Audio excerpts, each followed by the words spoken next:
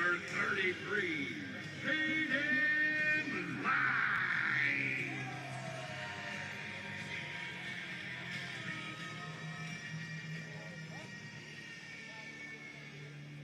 Number 41, James Musa.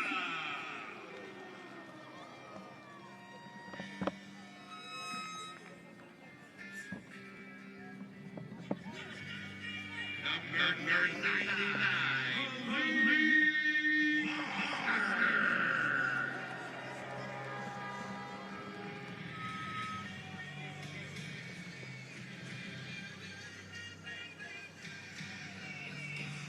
and the captain during the 11, wearing number 14,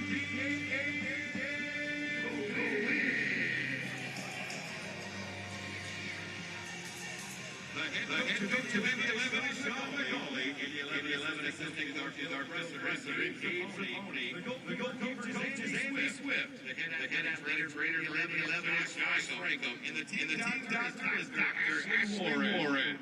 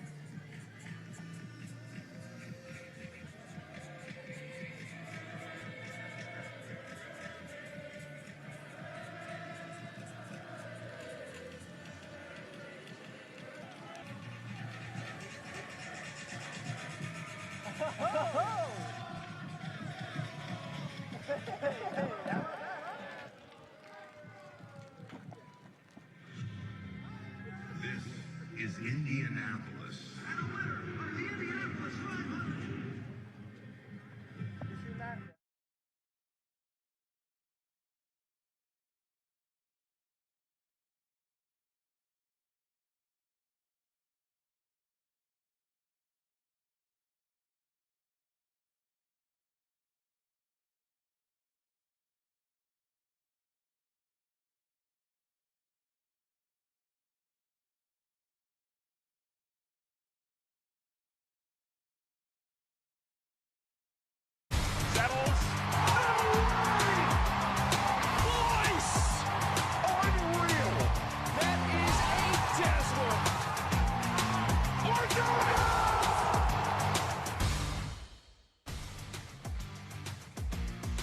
If the broadcast looks a little different off the open tonight, that's because it is. That's because of the location. Hello, WRTV Channel 6. Great to be on you on this Saturday night. Thanks to those of you watching on ESPN Plus as well. It's the third Jaggermeister Cup match for the Indy 11.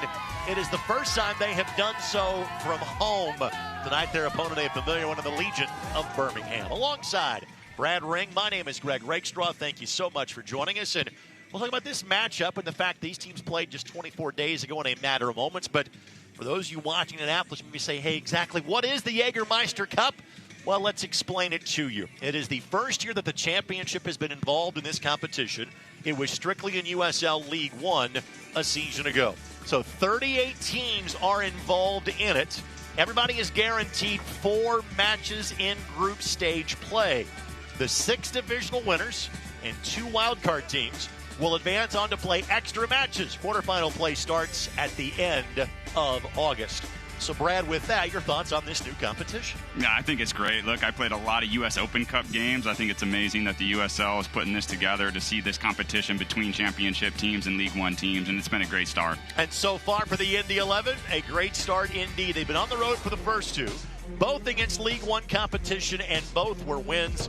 4-0 against Forward Madison, then 1-0 on an Elvis Ambo world-class strike at the end of May. So again, so far so good for Sean McCauley's team.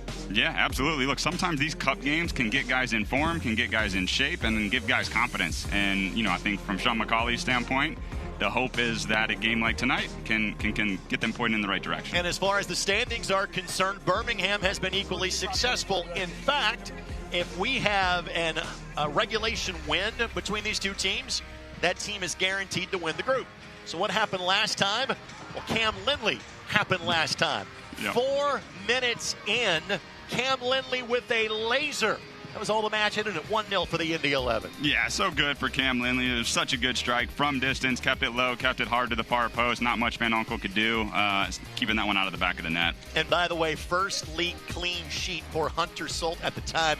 Indy would back it up with a 1-0 win against Pittsburgh 10 days after that. So this is technically the second of 3 matches between these two teams this season.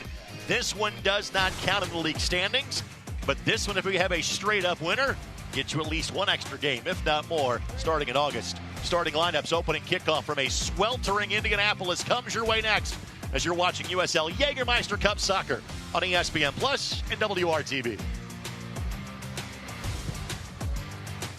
Tonight's match is presented by Community Health Sports Medicine, exceptional care simply delivered. And by your Central Indiana Ford dealers, a proud sponsor of Indy 11 Soccer. Visit your local Ford dealer today for great deals on your favorite Ford vehicle.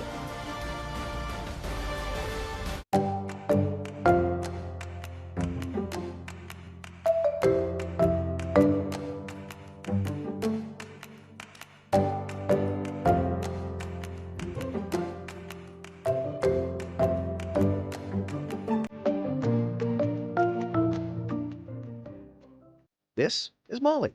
She loves road trips, hikes, her dog Max, and cars that fit her lifestyle, like this cool new ride that she got with help from Indiana Members Credit Union at a great low rate. And for when she's on the go, IMCU makes it easy for her to pay from anywhere thanks to their digital bank. Looks like Molly is really getting the max from her credit union. It's very true that it takes a village to raise a child. And when it comes to my healthcare village at Community Health Network, it's all nestled right in my phone. Accessing healthcare is the ability to be connected with your provider and ask a question when you need it. I feel like when I'm meeting with a community nurse practitioner or doctor, they're tuned in to what is going on with me and the way that they can serve me best. Stand by me. Find it, try it, paint it, love it. Find it, try it, paint it, love it. Find it, try it, paint it, love it. Find it, try it, paint it, love it. Find it, try it, paint it, love it, love it, love it, love it. Jaggermeister is proud to be the presenting sponsor of the inaugural USL Jaggermeister Cup. Take a shot at glory and celebrate the magic of this exciting new tournament all year long. Please drink responsibly. Let's get to our starting lineups. They're presented by your Central Indiana Ford dealers. Of note for the Indy 11, it's the 3rd time they have played in 8 days. Brem Sumero, Benefemu both got injured in the first half on Wednesday night. Sumero's not been in the lineup. Ben has. That changes things defensively for the Indy 11. Foster and Amo up top for Indy. For Birmingham, the big news, they're going young at goalkeeper. It is not Matt Van Oekel that gets the start. Fernando Delgado gets the nod, and yes, Tyler Pasher, the 2nd leading goal scorer in 11 history, out there in the 11. Brad, let's kick this thing off, shall we? Let's do it. Jaggermeister Cup. It is racing Indy night. So you see the checkers in a different fashion. It's Indy 11 in the black kits tonight. Their warm-up kits are equally, well, I was told before the broadcast they're not straight fire. That's already been tossed aside. They're like full of, they got like some res, or like they're 100 or 1,000. I've lost the fraction. They look really cool, and I'm not. Welcome to Indy 11 Soccer here on WRTV and ESPN. See our match referee, Brad Jensen, the rest of our officiating crew for tonight's contest.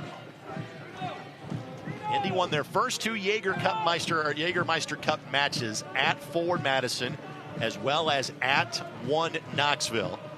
This group, 6 teams, 3 teams from League One, 3 teams from the championship. FC Tulsa, the other championship team that's a part of this group. Chattanooga Red Wolves, the other League One team that's a part of this group. Birmingham's wins, both coming against Chattanooga and FC Tulsa. They will host Madison at the end of July as part of their Jaggermeister Cup round robin. But these 2 teams, each with 6 points in the group. Nobody else has more than 2. So again, I can do the math on this. You get a 3-point win tonight, and yes, there is such a thing as a 2-point win and a 3-point win.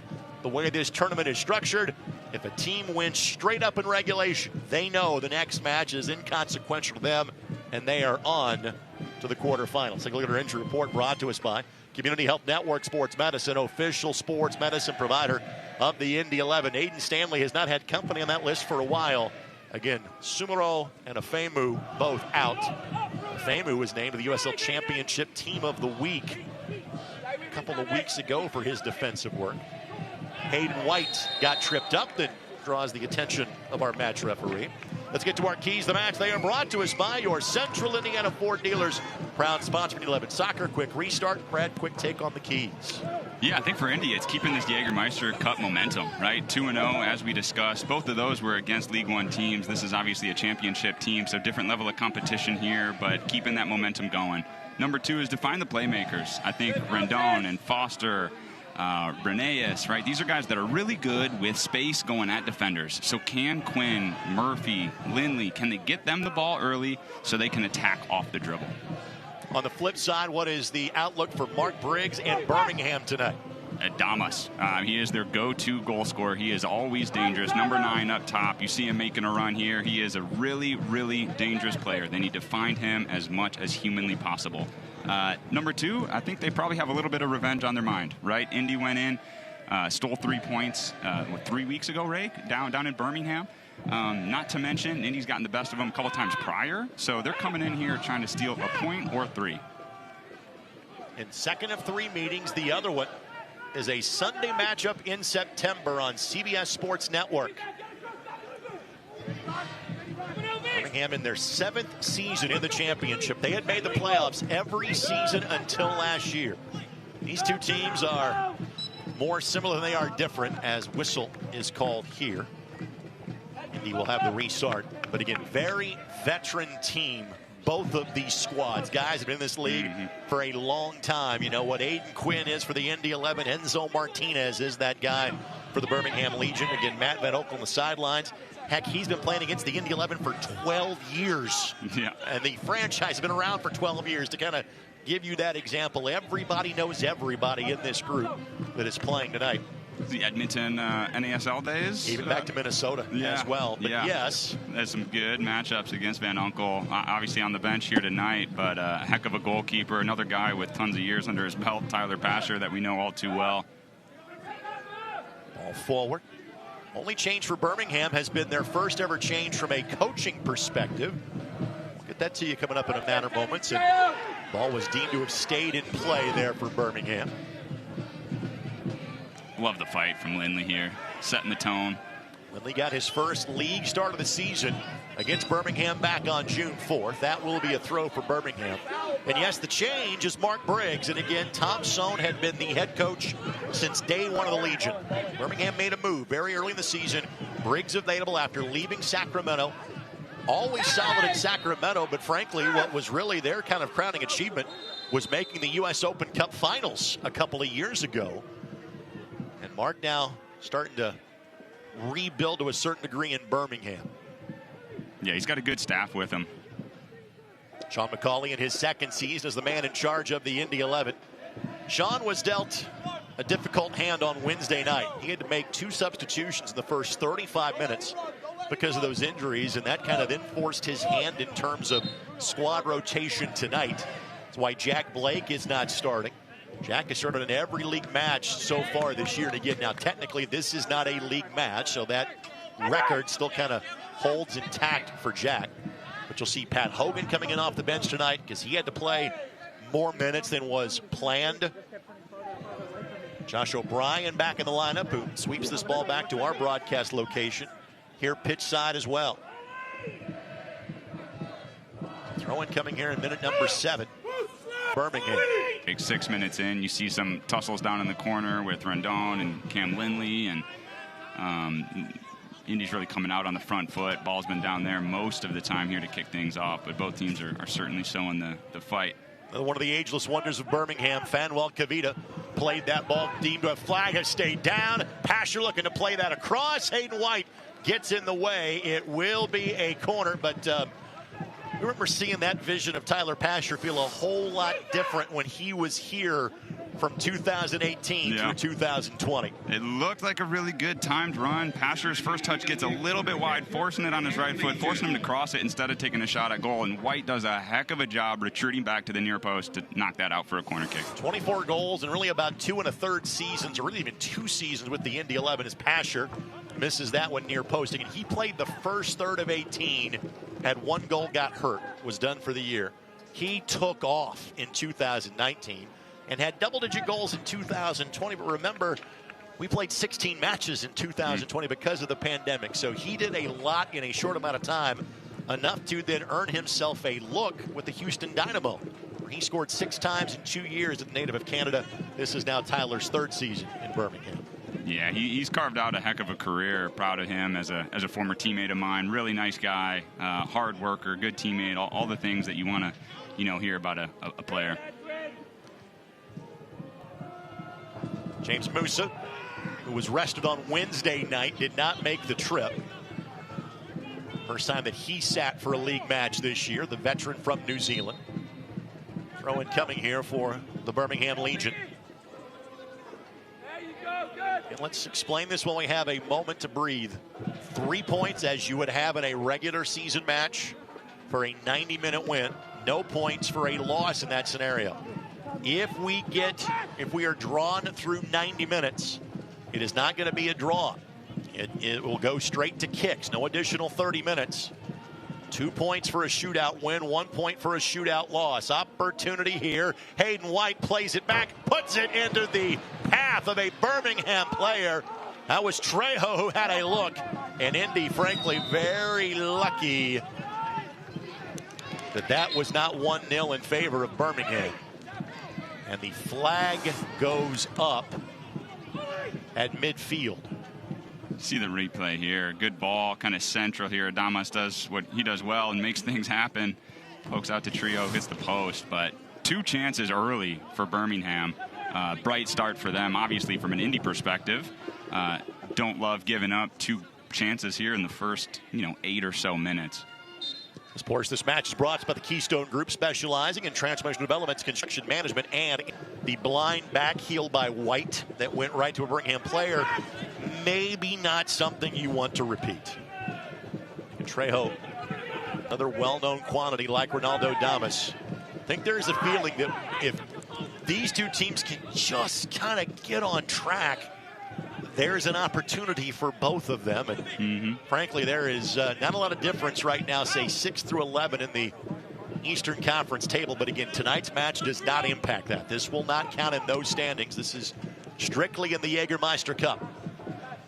Yeah, these cup games are, once again, they're fun, right? Trophies on the line, some bonuses and stuff like that on the line as well. But nonetheless, a lot of times coaches can use this, players can use this as a way to get sharp, as a way to get fit. And certainly both of these clubs who are currently sitting either kind of on that bubble or right outside of the playoff picture, once again, talking USL Championship here, they could use a little bit of momentum going in their favor, right? So that's what they're looking to get out of a game like tonight. Martinez looking for Pasher, 1 touch. And Hunter Salt able to stand big. But again, it is a 3rd quality scoring look for Birmingham in the opening 10 minutes. And a corner coming for the visitors. Yeah, it's a great ball from Martinez into Pasher. I'm not sure why he has so much space there. Once again, on his kind of weaker right foot, he gets a shot on frame, knocked out for a corner kick. But Pasher's been dangerous twice. Birmingham's dangerous another time. That's 3 here early. Short corner being played here by Birmingham. 1 touch, 2nd touch. Blast could not get through. Ball cleared about 25 yards back to Mensah for the Indy 11. Well, part of 3 at the back. We've seen Sean McCauley kind of oscillate between 3 and 4 at the back tonight. It's more numbers based as to whom is available. Martinez plays it out wide, bending ball, and last touched by Birmingham. Again, another opportunity that the Legion have set up. Yeah. They clearly have been in control of the early stages of this match. Yeah, it kind of looks like 3 in the back, but really when they're defending, it should be 5. It should be more solid defensively. It looks like that is, I think, White kind of coming across and clearing that out of danger. Hard to tell, but yeah, another dangerous opportunity for Birmingham. Sports, this match is brought to us by Community Health Sports Medicine, the official sports medicine provider of the Indy 11. Exceptional care simply delivered. You can see Ronaldo Damas from Haiti. Technically on loan from a side in Sweden, but it's a 5th straight year playing in the championship.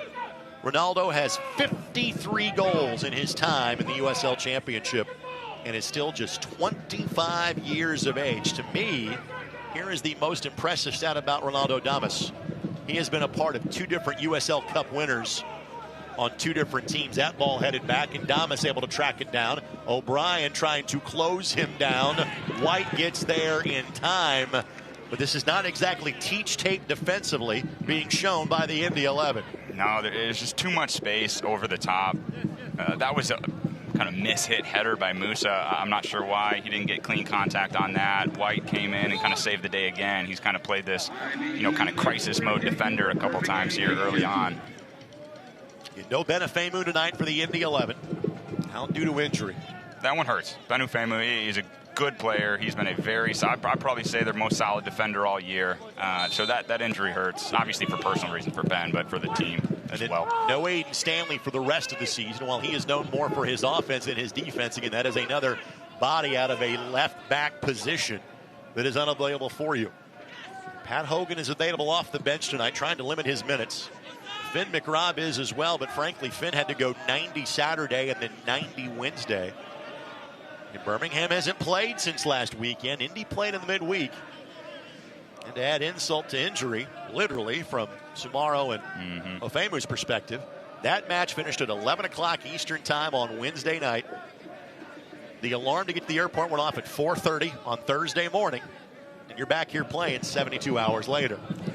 They got no favors. They got already a hard week going into it with 3, but then the delay, the early flights, all of that, the injuries, as you said, it makes it tough. But you won't hear excuses like that out of Coach McCauley and the staff. They still got a number of good players. They're trying to rotate, trying to stay healthy and stay fresh as possible. And Trejo and Damas are just picking their opportunities at this point along the back 3 for the Indy 11. It's Pasher looking to square. Lazo. Rendon. They slowed the momentum momentarily as Cam Lindley gives chase.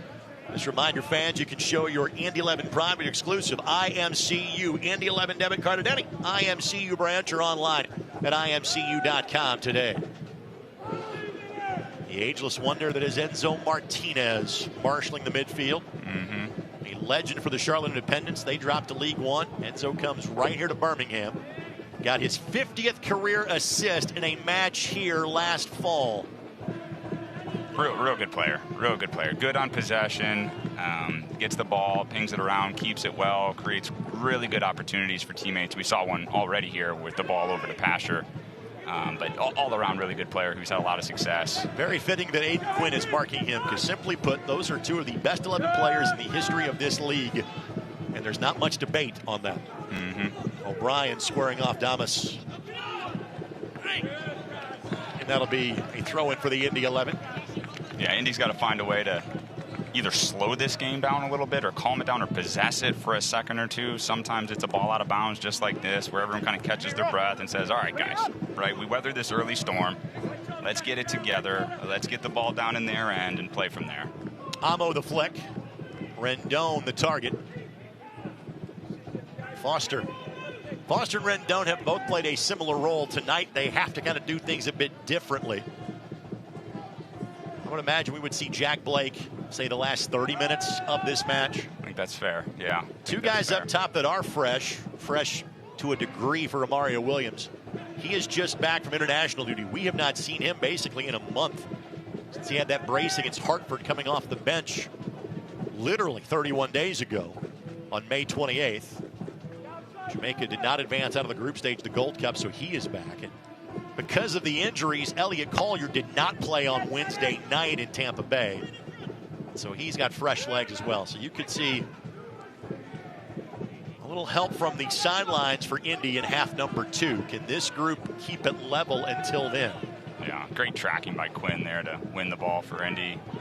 Good ball up to Quinn from Salt. I'm not sure that was intentional, but it'll work just the same. Keep it. We'll take it. Here's Breneas that plays it in. Oliver coming back from injury. He's a big part of the team, right?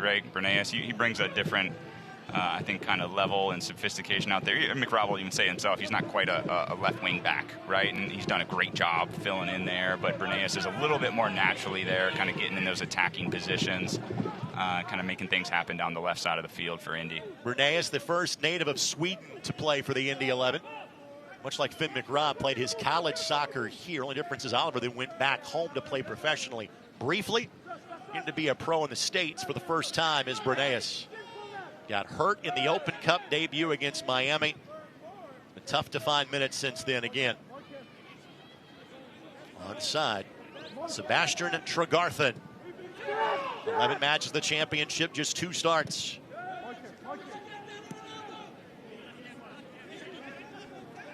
Not sure if it's coincidence or Birmingham's found a little gap there, but they kind of seem to be targeting that gap between Musa and Breneas, and they found it a couple times already. Musa's staying tucked in a little bit more central, kind of like playing 3 center backs in a way, right? And then Breneas, he's getting up the field, which is great, but there seems to be just that spacing. Maybe it's communication. I'm not sure between Musa and Breneas. Now Hunter Salt is down for the Indy 11.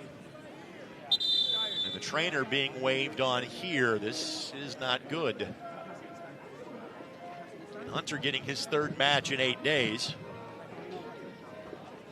Hunter with back-to-back clean sheets against the Legion, followed by Pittsburgh. Had one until the 90th minute last Saturday. Then 3 goals allowed in 45 minutes of play.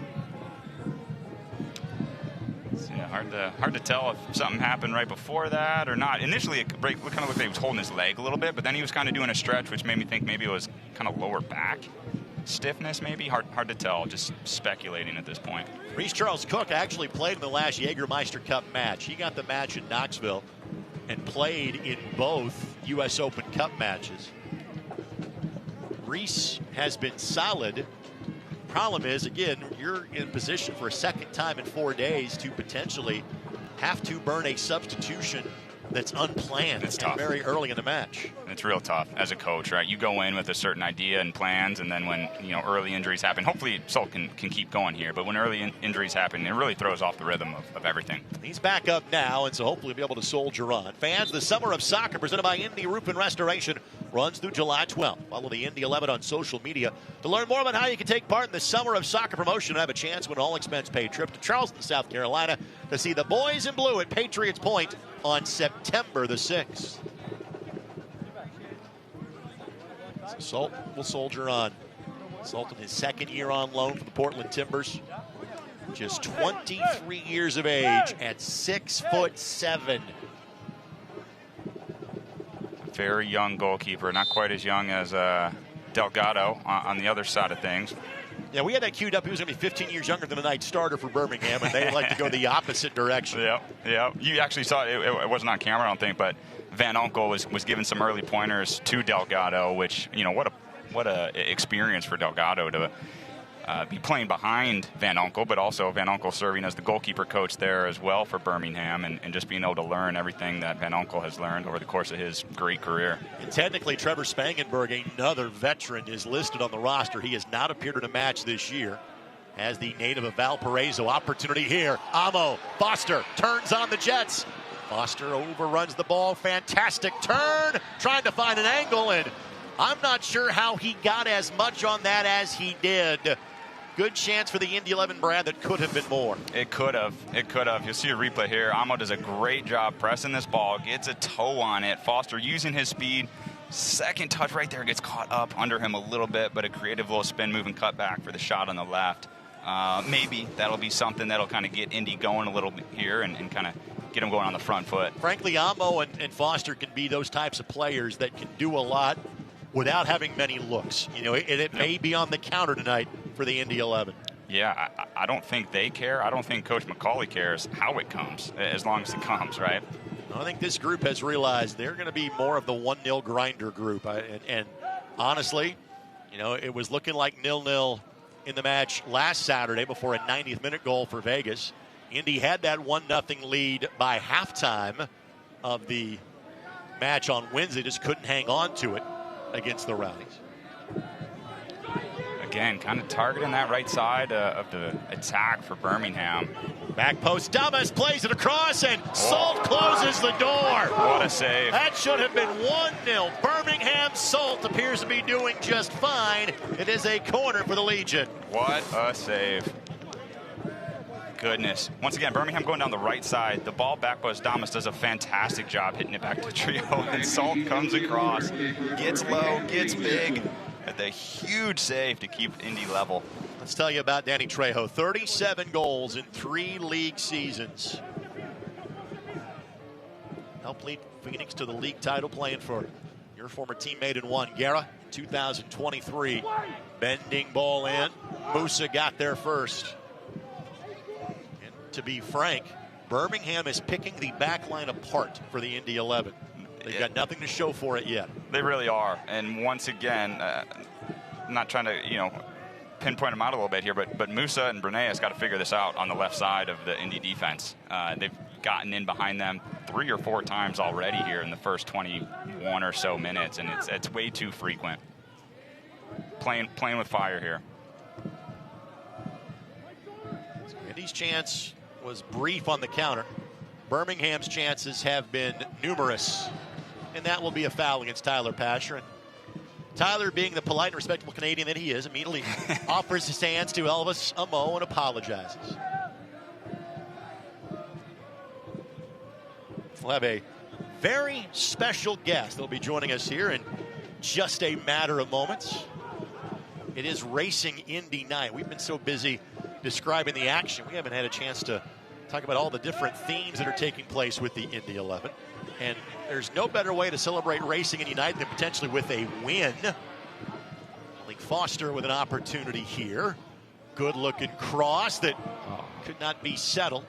Once we get to a break in the action, we'll welcome, well, frankly, a legend around these parts and in all of motorsports. We'll go ahead and do it right now. The 1992 and 1994 winner of the Indianapolis 500-mile race. It is Al Unser Jr. that joins us in the booth. I love that we can call a guy that's in the nature of his 60s little Al at this point. Buddy, it's good to see you. Yeah, no, it means I'm young. keep doing it. Always young at heart, and, being a month removed from spending a good chunk of May at 16th in Georgetown, I can literally hear you say from 1992, you just don't know what Indy means. What is it like to be back here for you? It's great. It's great. We love the Indianapolis Motor Speedway and the Indy 500. And quite honestly, this is the first time I've ever been here at this soccer stadium. And so we're hoping the Indy 11 pull it off. I was going to ask, how's your soccer knowledge? Not very good, okay? But I have learned because my wife's nieces, they play up north there, and so I've been going to a lot more soccer games since I married Norma, and I've caught on to it pretty good. Now, for folks who don't know, the Albuquerque, the Unser family, legends of motorsport, but legends of Albuquerque, New Mexico. Correct. Do you spend much time in Albuquerque these days? Not too much anymore because I relocated here in the fall of 17, and we've been living here, and so, but honestly, since I met Norma, that's when I started picking up the soccer. Understood. Well, the reason I bring that up is because there are few teams in our league that can match kind of the fan, the passion, and the attendance of the Indy 11. One of the few would be New Mexico United that plays their home matches at Isotopes Park in Albuquerque. They and us both draw about 10,000 a match on a regular basis. That's great. That's great. Well, Al is rocking the Racing Indy warm-up jerseys. It's a pretty good look for you, though. Yeah, right? it was good. It was good. It was a real honor to be able to come out and do the game ball and be the captain of the team. So got to flip the coin and all that kind of stuff. So it was great. Oliver Bernays showing the speed of a Kenny Brack, of a Felix Rosenquist, any other flying Swedish driver you can think of, but couldn't keep the ball at his feet. Goal kick coming for the Birmingham Legion. What was this year's Indianapolis 500 like for you? It was great. It was a great race. I thought Alec Palou did a fantastic job. His team has been doing a great job, and Alex all year long. I mean, he's on the verge of rewriting the record book for season wins and stuff like that. So, honestly, the races I've seen this year are the best that I've seen in a long time, and so I think the IndyCar Series is really coming on. Well, when you work in Indianapolis, you better have working knowledge of all things IndyCar and the Indy 500. So, Brad, I can tell you, Al had 8 wins in 1994 in the Kart World Series back then when he won the 500 for a second time. His father had 10 wins back in 70 or 71 as Foster is streaming forward on goal. What Alex Palou is doing with 6 wins so far this year. That's being brought up in some of the great years in IndyCar history, of which you're a part of that. Yeah. When you start getting up into those numbers, it means everything's going for you. And like my dad always says, when you're hot, and when you're not, you're not. And Alex is hot. And of course, for those uninitiated, let's see, the Unsers are responsible for 9 Indianapolis 500-mile wins. Yep. Uncle Bobby with 3, Al Sr. with 4, and again, Forever Young, Little Al with 2 from 92 and 94. Murphy plays this ball in. Nobody there to settle. Other than being a part of the IndyCar Series, what keeps you busy these days, Al? We do some stuff with Delra High. Let's go! All right. He scored. You got to stay here the whole match. Yep. That's the way it works. Josh O'Brien gets his first goal in 13 months. The Indy 11 take a 1-goal lead. Al, we will break this down. We'll let you go. Fantastic. Enjoy the match. A pleasure to see you. And, again, that's a good-looking jersey. Why, thank you, sir. Al Unser Jr., again, the 1992 and 1994 winner of the Indianapolis 500-mile race. The honorary team captain. If the Indy 11 hang on to win, we're bringing it back to the next home. Look, kind of a recycled set piece off the corner there. O'Brien does a fantastic job getting over it, directing that down, and all joking aside, Indy has been in the attacking half creating chances ever since Al came into the booth here. So if this goes the other direction, I'm going to leave and let you and Al call the rest of the match. What do you think? I think that's the way it's got to go. So for O'Brien, his last goal came on service from Aiden Stanley back on June 1st of last year, a win against the Pittsburgh Riverhounds. And Indy, as they have been doing as of late, have gotten the early lead. Now, can they hang on to it? Yeah, that's the question. Bernays with a fantastic ball into O'Brien. Foster's gotten loose twice recently down here on the right side. He earned a corner kick there, which led to the goal, which is great. He's also, I think, maybe had the opportunity to take a shot or two in those dangerous positions. I wonder if he adjusts and takes a rip near post there, maybe if he gets in behind again. But good last 4 or 5 minutes from Indy 11, kind of turning the tides a little bit. First of all, be sure to stop by shop.indy11.com to pick up the Indy 11 Specialty Blackout Racing jersey, as well as the commemorative Racing Indy jersey worn during warm-ups tonight. That's shop.indy11.com. Thomas, the target. O'Brien back in his usual defensive role. And Lindley doing like his basketball coach at Guerin Catholic taught him in Pete Smith, just blocking out. Box out. To ensure that position. Foster off to the races again. Foster under control. Foster goes right at the keeper in Delgado and couldn't find a way through. Then Mensah goes down, and Foster perhaps a little frustration at missing on the opportunity. Foster's making things happen. He's making them happen on the right side. It's a good ball over the top. I love that he's going for goal here and not trying to cut it back. Obviously, that one happens to be right at Delgado. But give Delgado credit. He comes on. He's a young goalie. He comes out. He makes himself big. He cuts down the angles, and he takes one right to the chest. He is a young man. Again, he turns 19 about a month from now. But he has trained in the Real Salt Lake Academy. Was on loan to Birmingham last year. He was playing in USL Championship matches 4 years ago at the age of 15. And we have hit our hydration break at the 30-minute mark as our kickoff temperatures were more than 90 degrees. So not exactly a chance for us to catch our breath, but a chance for us to reset You had a 2-time Indy 500 winner and a goal scored in the last 10 minutes here on the broadcast. Exciting last few minutes for sure. Absolutely. As I said, Indy's kind of on the front foot here now, creating some chances as of late. After Birmingham absolutely dominated the first 22, 23 minutes. We'll see how Birmingham reacts and not adjust, but how they respond, actually, is a better way to say it, after this Indy goal. Because once again, the bulk of the first 30 minutes has been controlled by Birmingham. Your Central Indiana Ford dealers are a proud sponsor of 11 Soccer, League One and Championship participants. 6 teams in this group, 3 from League One, 3 from the Championship. Indy and Birmingham didn't play this way, but it's kind of scheduled this way. There you see the group table. And if it's live, if Indy can hold this 1-goal lead, they know they're on to the quarterfinals. The quarterfinals will be held in August, then on to the semifinals and championship. That's knockout at that point in time. And if this result holds, Indy has 9 points, and they would have the head-to-head tiebreaker against Birmingham. Would run to that match against Tulsa coming up at the end of July 26th. It's frankly a moot point for the Indy 11. But still 60-plus minutes left to go. And again, from this position 3 days ago, Indy suffered a 3-1 loss. So far from completed here. Absolutely. They've been in this position a couple times. Obviously, that's the most recent. But they've done a good job getting the first goal a number of times. But sometimes it's led to a loss or led to a tie. So big challenge here ahead, 60 minutes to hold on to it. And obviously see if they can extend the lead at all. But Coach McCauley would love if they could get this win so that last game in the Jaggermeister Cup doesn't have a bunch of pressure. Maybe he can rotate some guys through, keep some other guys fresh, and so forth. Knowing you have a quasi-week off in the middle of your season, to me that is massive, especially kind of given the injuries that this group has gone through. Yep. And he doesn't have another midweek match for some time. In fact, off the top of my head, I want to say not until a potential Jaggermeister Cup match or that rescheduled Hartford match that comes up in early September. Yeah, you see Coach McCauley on this goal kick here. Indy 11 was looking like they wanted to play out of the back, and he pretty much said, hey, cut that out, get up the field, let's launch it into their end and play off of there. We got some big guys up top. Okay, now great. Indy's got to throw in at the half line as opposed to trying to play it out on their own 18. Now, your soccer knowledge is about tenfold of mine, but I always think it's better to make a mistake 70 yards from your goal instead of about 20. Is that an accurate statement? Yeah, okay. Look, almost everyone wants to play this super attractive possession style soccer, right? But it leads to risky play in the back. So you got to pick your times, right?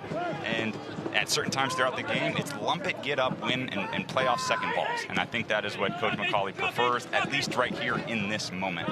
Hayden White will play that ball sideways. Moses Mensah finding Enzo Martinez. Played that to a spot, but not have a player make the corresponding run. That was Tregarthen that I think Martinez believed was going to be there at that position. And here's Brenegas up at full song. Volley that one away by Birmingham.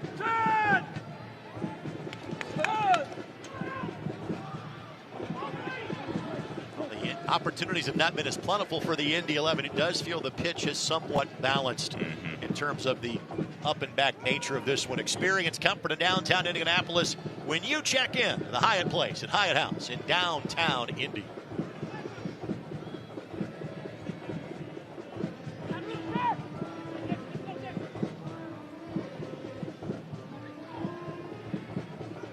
Manuel Cavita played here back in 2017 for Puerto Rico FC. He and Trevor Spangenberg were teammates back then, and we saw Fanuel for many years with St. Louis in the championship. He has been an absolute Iron Man in his days as a professional player. Win an entire season for St. Louis without missing a minute. It's impressive. Yes. Very impressive. Along with away games at Puerto Rico. Also not a bad place. In fact, Brad, you were a part of the first match in the history of that franchise. Carmelo Anthony, I believe. Correct. Part or sole owner, I'm not sure, but part of the ownership group there. Suleiman Eula, the late goal to earn the road point in San Juan, Puerto Rico in 2016. Did not think I'd be bringing that match up tonight. I didn't think so you either. Never know what you dust off from the archives. Amo. Foster and Cavita going to be called for a foul. Cheeky play by Foster there. Yep. Amo does a good job getting the ball in his face, kind of half turn, finds Foster. He either put it through his legs or right by him, and the defender does a good job. Fouls him, stops the attack. I can see that one called. I can see that one not called, because to Khabib's credit, he literally just kind of made sure he turned into Foster. He clipped him in the leg, just kind of turned his body to try to slow him down. Does get whistled for it. I think the big one there, Rake, for me at least, is if you turn and get in front of the runner without running yourself, I think you're blocking them. That's a foul, right? If you turn and you're running with them, I think that's fair game. Make sure you join us every Saturday morning for Soccer Saturday. We'll talk about that in a moment on 93.5 and 107.5. The Fan. Breneas tracks back well. Gives us a chance to tell you about this week's Soccer Saturday. We were joined by Sean McCauley, Benefemu, Finn McRobb, and Grace Barr. Plus, we talked welcome to Wrexham and U.S. national team as well. Blast that Enzo Martinez could not keep in the vicinity of the frame. Anchor.fm/Indy-11 for previous episodes of Soccer Saturday. Enzo had 1 year with the Colorado Rapids, then went back to Charlotte after that. We do not have time to give you the full rundown of what Enzo has accomplished in his playing days in the USL Championship. Yeah, he's had a fantastic career. He's going to wish he had that one back. Obviously, those are hard when it's rolling at you. You want to stay over it and keep it low because it's naturally going to rise on you. That one just rose a little too much. He is one of 5 members of the 50 Assist Club. Aiden Quinn's part of that club too. Enzo is 6th in career apps in the USL Championship. Aiden Quinn is 5th of that group. And Enzo has 76 goals, where he is tied for 6th. And the guy that he is tied with is the one that is jaw-dropping to me. That Cal Jennings has done enough in 5.5 years. That Cal's already tied with Enzo Martinez with 76 career goals. Such a good player. So many years ahead of him as well. This guy's on the limit, right, for him in terms of the records that he can break in this league. Made the move from the Rowdies to the Charleston Battery during the offseason. Speaking of Aiden Quinn, Musa hustling back, has an outlet in Sultan. Will take advantage of it. It's a good decision by Salt there, right? Ball's coming back to him. He's got a little bit of time. He could take a touch and try to play out, but I'd like just lump it up to half, try to play off Amo, see if Amo can get a flick onto Foster and create something dangerous moving forward. Sports This Match is brought to us by Johnson Controls. Johnson Controls, the power behind your mission. That is quite the combo to go from Martinez to Trejo. A lot of wins, a lot of goals in that duo. Yeah, and then Pasher running off him. Correct. And we haven't talked about Ronaldo Damas, right? Again, yeah. It is a talented group in Birmingham. If they can figure it out, and again, you go from a really well-respected coach in Tom Sohn to a guy that is equally respected in Mark Briggs. The ingredients are there. They can just find a way to get going in rhythm. A little too much on that ball, and O'Brien will wisely let Hunter Salt play that one. He'll kill off a few extra seconds. Seeing Ronaldo play a game of chicken before he grabs that one. Yeah. Musa's getting caught in this kind of do I step or do I drop? And he's kind of stuck in no man's land a couple times here. Quinn has had to kind of drop in and play a pseudo center back a few times, and Bernays is kind of covered.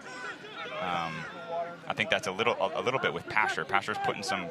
He's kind of going into his zone, but then coming off him. It's making Musa think, hey, do I stay with or do I drop in? Is that something you can change tactically? Do you start seeing maybe 4 at the back in the second half for Indy? You could. You certainly could. I wouldn't think they would make that adjustment. I think more just kind of talking, hey, if he comes into your zone, go with him or leave him and stay. Or alternatively, and probably my favorite option here, is talk a little bit more to Murphy, to Quinn in front of you so that they can start cutting off those passes.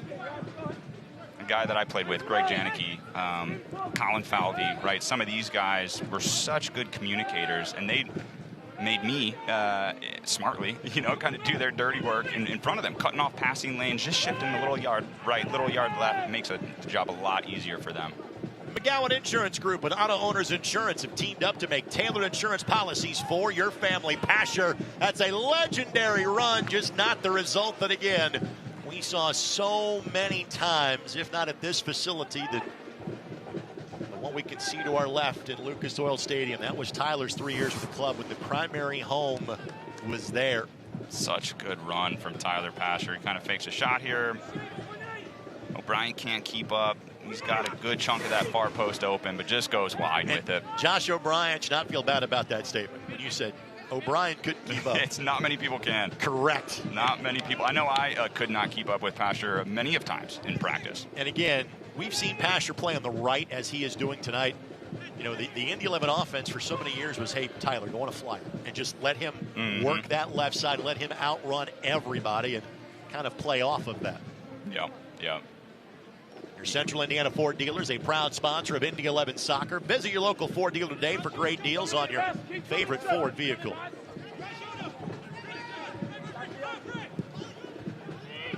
Hamoda. Asher off to the races again. Bernays does a great job of getting in the way. Opportunity here for Indy.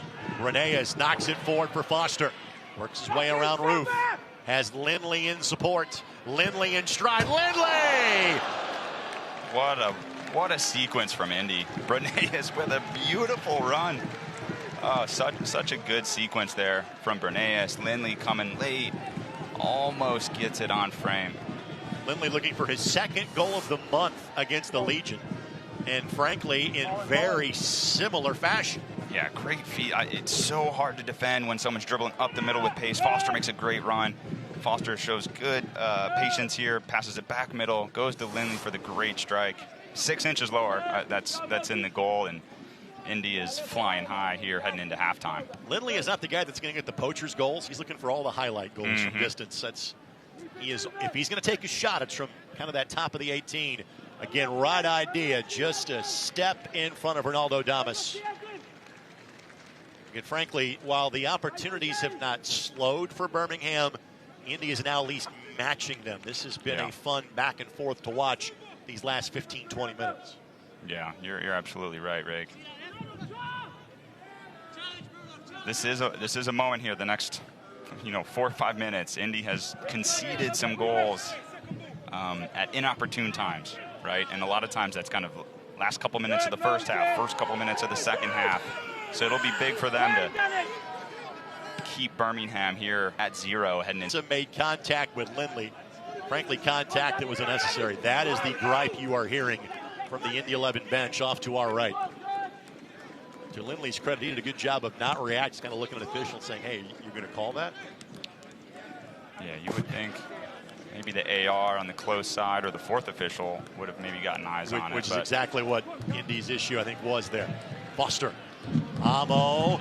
Lindley. It's Lindley. Leaves it for Amo. Left foot Amo.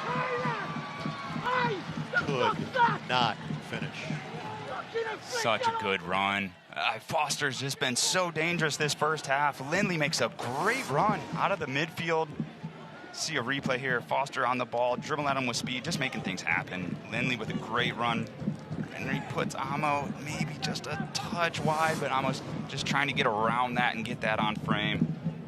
Amo, who has scored in both Jaggermeister Cup matches so far. Had a brace against Madison, had the lone goal against Knoxville. Birmingham asks for a handball, won't get it. Now, clearly you and I have dissected some of the issues we are seeing with Indy defensively. You're now starting to see equal opportunity looks the other direction. What does Birmingham have to shore up along their back line? A lot of them have come off the break, right? It's Bernays making things happen off the dribble. It's Foster making things happen off the dribble. And then Cam Lindley has done a fantastic job joining in the attack. Rendon, Foster. Foster on the cutback. Doesn't take the left-footed shot. The read by White. It's allowed to be physical going both directions as White and Damas remain tied up. And White working for the three-point takedown on Damas. Gonna have to reel this in just a little bit from a physicality standpoint. 5 minutes of additional time. Trejo on the cutback, nobody there. Goal kick coming for the Indy 11. Funny sequence there from White and Damas, who looked like White was like, hey, I'm just going to hold you here for a little bit because I don't want you sprinting down at my goal. I want to thank our friends at Dormicaba. Indy 11 Soccer, sponsored by Dormicaba for every place that matters. These two look like old rivals. They are. Yeah, this has been a really entertaining, I mean, really the entire first half, but certainly the last 10, 15 minutes has been back and forth, opportunities, some good football being played. This has been fun. Only year they did not play each other was 2020 in the pandemic season. Played twice in 19, 4 times in 2021, and twice every year since then. Birmingham remains in the Eastern Conference, even with the addition of Lexington. O'Brien a little nervy at the back, but there's plenty of time to find Hayden White. White under pressure by Trejo.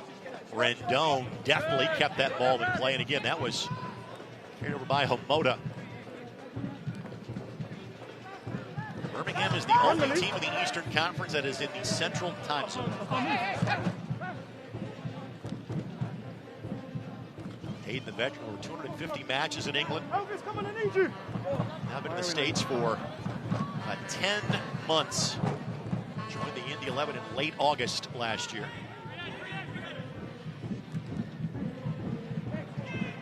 He and Lindley combined on the only goal that the Indy 11 had in the Open Cup win against Miami FC. Great touch by Murphy. White went the last 20-ish minutes on Wednesday. He'll be asked to go as long as he possibly can tonight again. You've got McRobb probably available for 15 to 20 minutes at the back end. You've got Hogan maybe a little bit longer. Yeah. It's a kind of a know-nothing ball forward, but when you got Rendon and Foster running onto it, as a defender, there's not much you can do except head it out. So, okay, hit that long ball, let Birmingham head it out of bounds, and then you got to throw in right on tack of your topping third, and White's got a pretty good throw to put it in a dangerous position here.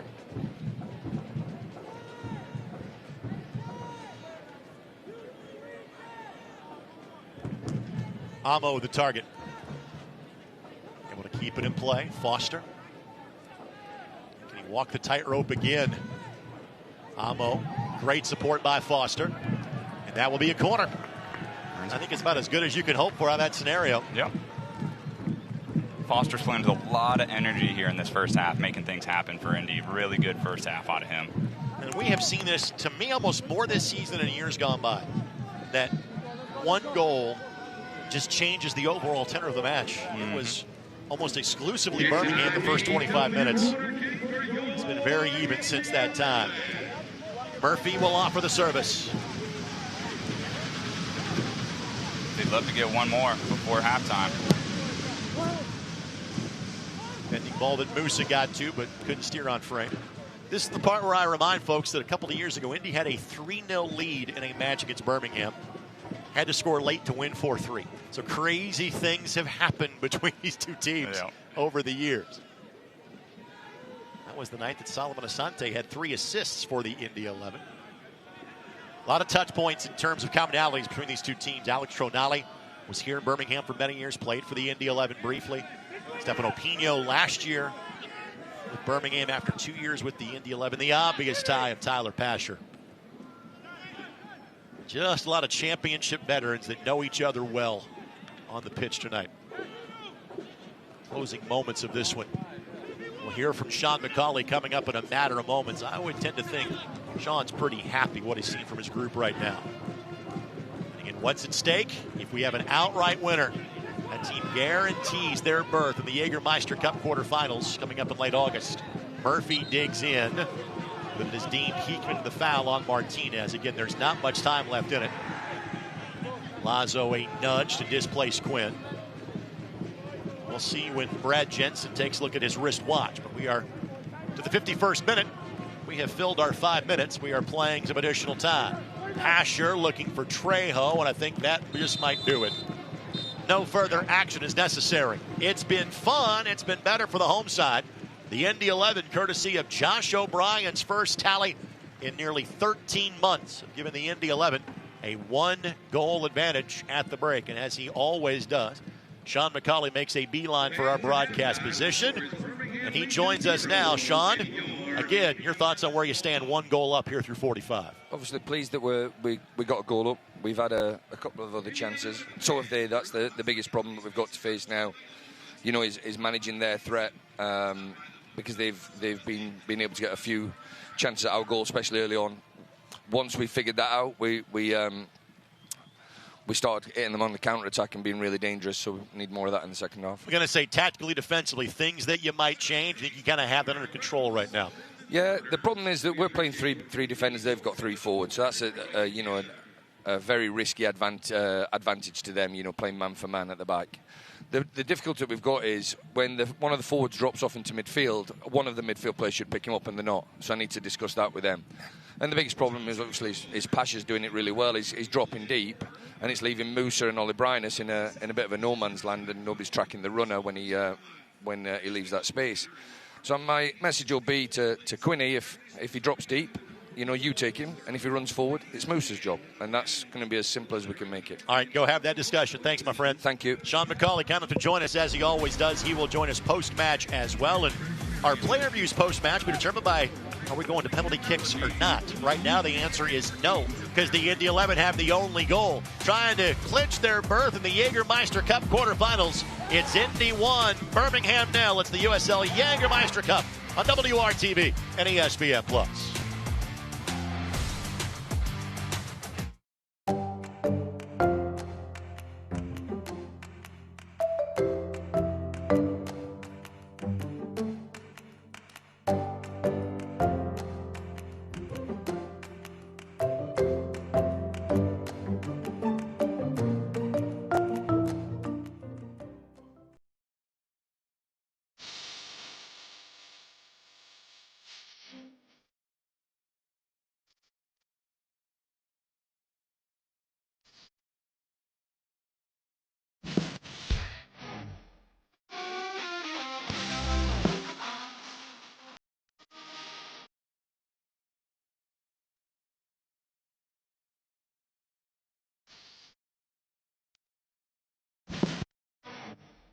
I'm a happy-go-lucky guy, but sometimes I get a little stressed because I'm not for sure what's going to happen down the road. I was at the cancer unit, and when I come out from seeing the doctor, I said something about needing some help with all the paperwork. They gave me a name and a phone number. Her name is Molly. She works over at Community. She tells me, stop worrying, let me take care of it. She is my angel. Stand by me. Every place has a purpose, and the people who inhabit those places have their own reasons for being there. The last thing on their minds should be concerns about the safety of the places they are in. When it comes to security and safety for all the places that matter, Dormakaba offers a seamless flow of integrated solutions that allow people to move securely about their daily lives. Because the places that matter to you matter to us. Tonight's match is presented by Community Health Sports Medicine, exceptional care simply delivered, and by your Central Indiana Ford dealers, a proud sponsor of Indy 11 Soccer. Visit your local Ford dealer today for great deals on your favorite Ford vehicle. Halftime in Indianapolis with a potential spot in the Jaggermeister Cup quarterfinals on the line. We'll recap half number 1 and be rejoined by Brad Ring coming up in a matter of moments, but we're going to let you see kind of how the sausage is made. In the championship, there are 12 broadcasts on a given Saturday. In League One, there can be as many as 7. You can combine those 2 on a night like tonight. We've got Jaggermeister Cup action. If you wondered what it looked like behind the scenes across the country, here's your chance. Turn on your TV and get ready to be entertained. Few things can captivate a mass audience like live sports. And if a broadcast feels like magic, a lot of people just think you flick the switch and it's easy and it magically appears, but there's so much that goes into it behind the scenes. Mike Friedman is the vice president and executive producer at NEP Media Services. For USL National Broadcasts on CBS, Friedman's team is close to 40 people. They're led by the producer and director. That's for any production. And then from there, you have associate directors, you have graphics people, you have replay people, you have the camera operators, you have engineers, you have tech managers, all working for that one common goal of a smooth broadcast. Now, here's something you may not know. At NEP in South Florida, hundreds of broadcasts in the USL Championship, League One, and Super League are broadcast remotely. All stadium cameras feed directly to NEP. And just like a truck on site, camera shots are switched live, and there are eyeballs on the product. In April, CBS's production of Phoenix Rising FC at San Antonio FC peaked at 776,000 viewers. The way we do TV for other sports is different than soccer, so it's finding that sweet spot of taking what people are used to seeing and adding that American TV touch into it.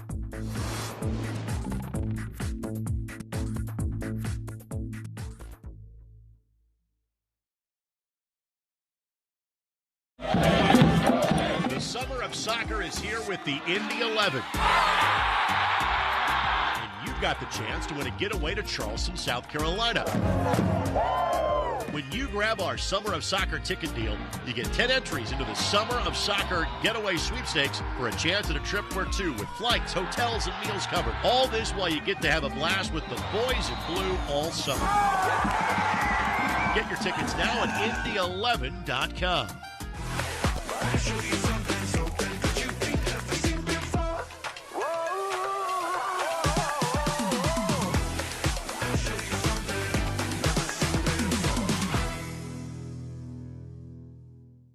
Pain doesn't care who you are or why you hurt, but pain can be mastered if you know the way. Focus! Fight back with Tiger Balm's legendary herbal power. Whatever it takes. Trusted for over 100 years. Tiger Balm's proven herbal blend tames pain with the strength and speed of the tiger so that you can rise above pain. Let's make a Karate Kid. And get back to living. This is the way of the tiger.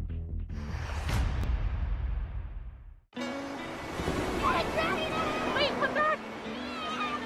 Wait, come back, I need more help. Take a load off it. Take a load for free. Today we went to the beach, and it was totally worth it. Stay 3 nights this summer at Best Western and get $50 off a future stay. 3 ice-cold Jaggermeister shots, please. Those look warm.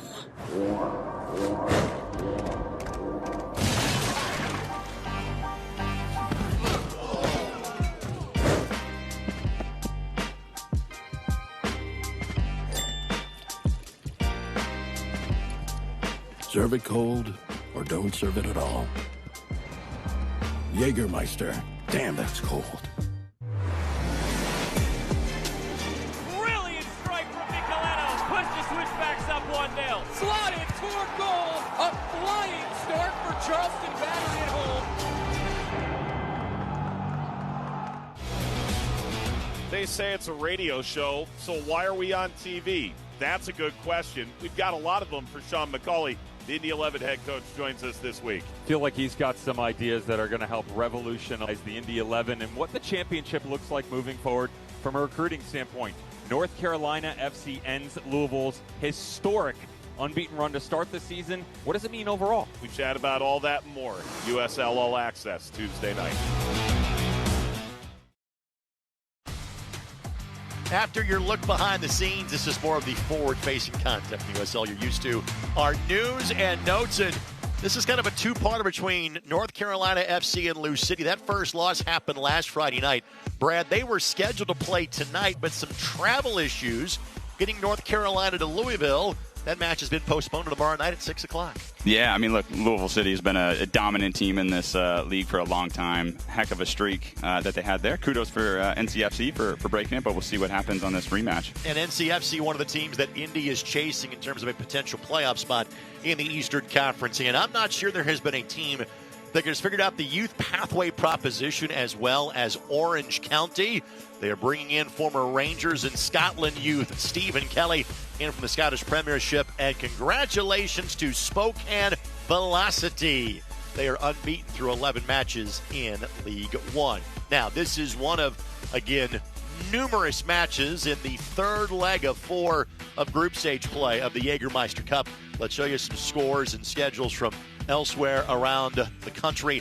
Rhode Island, a 1-0 winner last night over Pittsburgh. San Antonio, a 2-0 winner over the Switchbacks. Again, some of the later contests that you see here.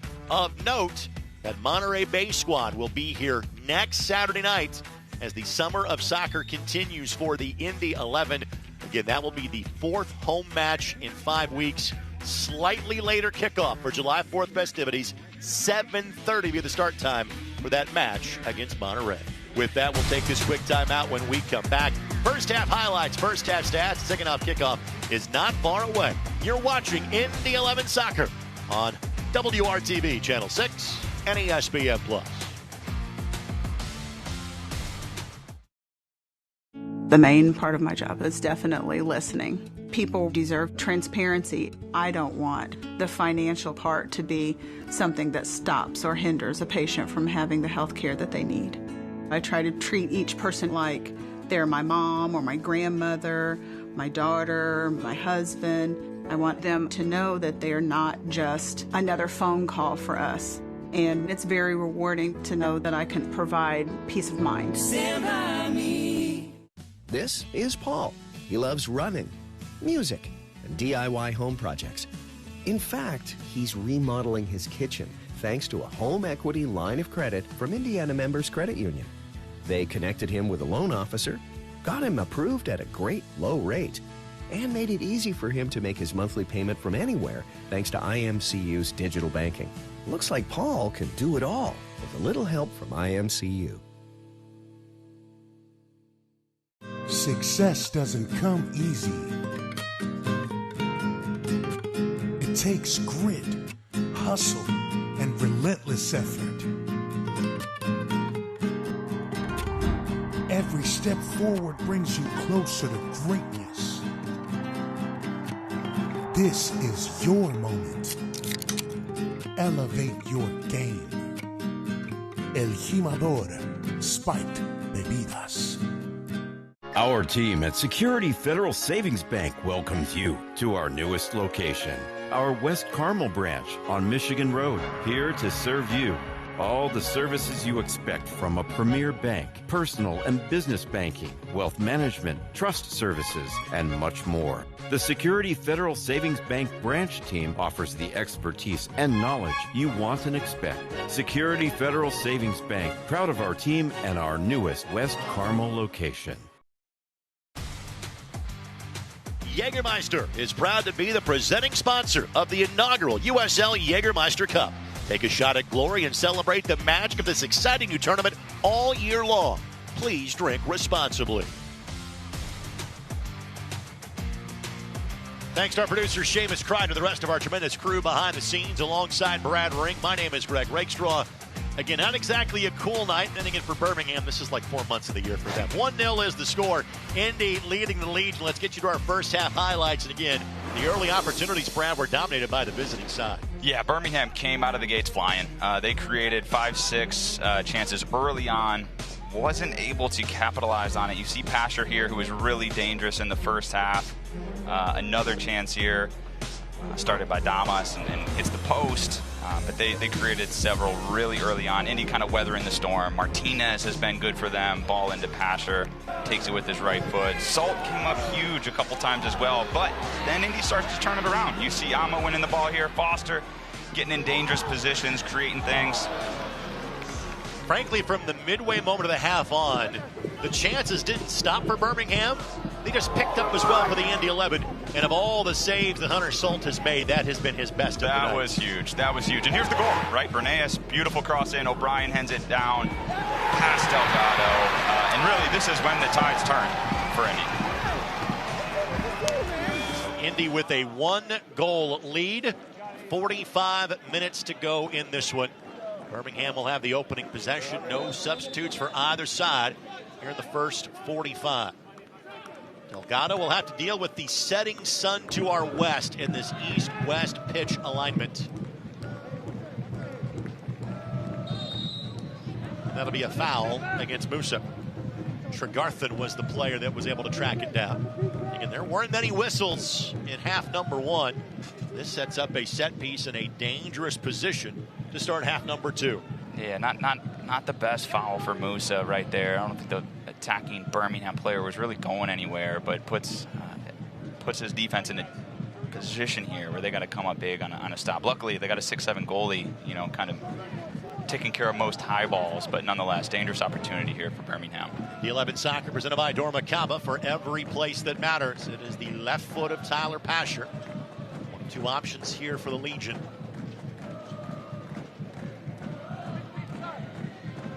Frankly, when Pasher was here with the Indy 11, we didn't see him take many set pieces. Good delivery here, and Salt, well, didn't do what he wanted to with it, but isn't penalized for it yet. Just a corner that is given. To finish that thought, when Tyler was here, there was a guy by the name of Iose that was here too, and so typically he would be the player that would deliver with the left foot. Another good lefty, absolutely. Yeah, Pasher hits it a little bit long, ball's headed, trying to head it back across, ends up going near post, and Salt's kind of at his hands, but at the post, it's a tough one to deal with as a goalkeeper. That's a different angle than what we get to see here. That was a much tougher ball than I give Hunter credit for. Bending ball in, headed, but not on frame. Not out of danger just yet. Good job by the Legion to keep it in play. Damas, 1 touch. Lindley stands him up at the edge of the 18. Tregarthen off of Lindley. Another corner coming. As we were wrapping up the first half, Rick, I said Indy has at times let in goals at kind of inopportune times. Last couple minutes of the first half, first couple minutes of the second half, they're weathering an early storm here from Birmingham, who's put in a couple dangerous balls.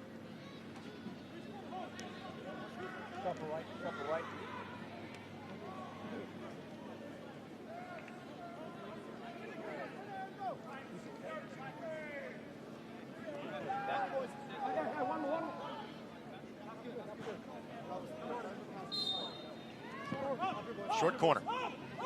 Pasher. Trail. Ball nearly again took a wild deflection of Martinez.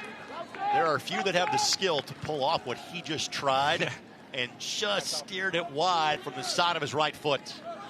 Yeah, that was I thought he was going to take it with his left. Obviously opted for the outside of the right, which is a tough shot when you're kind of reaching across your body like that. But if someone could pull it off, it would be Martinez. Indy 11 Soccer, sponsored by Johnson Controls. Johnson Controls, the power behind your mission. 76 career goals for Enzo in this league.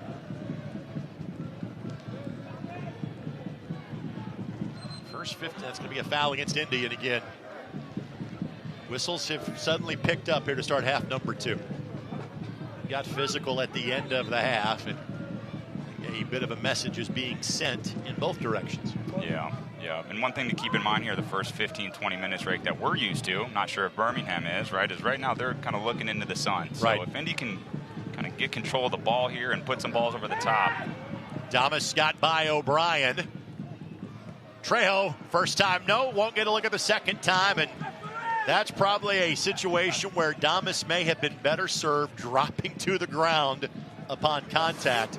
The play was allowed to continue. You're not going to go back and give the foul after a shot was taken on goal. He's out. I mean, not a bad foul by O'Brien. Right. It's outside of the box. I think that's probably what Damas is thinking. Hey, I'm still in a dangerous opportunity. I would not be surprised if the referee on the next dead ball gives O'Brien a yellow card. It's certainly deserved. Sure. And O'Brien having to play a little more of a role tonight than he has in previous championship matches. Rendon works his way around Mensah. Rendon played the Jaggermeister Cup last year while playing for Northern Colorado. The Jaggermeister Cup was quite good to Bruno. He scored a good chunk of his 15 goals last year in the Jaggermeister Cup. Player down for Birmingham. That is Hamoda, that is the injured player. Again, he and Amo just inadvertently made contact. Yeah, didn't see all that much contact there, but we did see the ref go back, give O'Brien the yellow card. Once again, fair play. He deserved it. It's almost how many years you play professionally? It's almost like you've done this before. Yeah. I mean, the ref did the right thing. He let the play continue. Correct.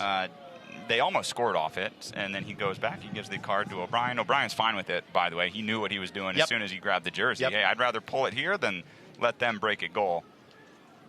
So O'Brien is shown yellow. On the season for Josh, it is his third yellow. You start to get in trouble from the league when you get to 8. Musa has the most with 5 for the Indy 11. I've gotten in trouble a couple times. You have been known to I think I still hold that record. on the accumulation list. Yeah, I think I still, guys are going to pass me up in appearances, but the yellow card record might be one I can hold on to. It does look like Birmingham's going to be forced to make an early second half sub here. Now, are those like library fees? You're 7 years on from playing. Have those gone away at this point? Or are they still on your permanent record? They keep sending me invoices. I just keep delaying. I'm not paying it. No, I'm just kidding. Community Health Sports Medicine is the official sports medicine provider of the Indy 11. Exceptional care simply delivered. It is Thiago Suarez that is the player that will be coming on here for Birmingham. And again, this franchise has always had a tie to the New England Revolution. Tommy Sohn, Jay Heaps still involved with Birmingham. Suarez is on loan from the Revs. Just turned 20 in April. Made 6 appearances with Sacramento Republic 3 years ago, and Suarez has played 47 matches over the last 2 years with the Revs 2 and Next Pro. Moda is going to go off the short way. Suarez will come on.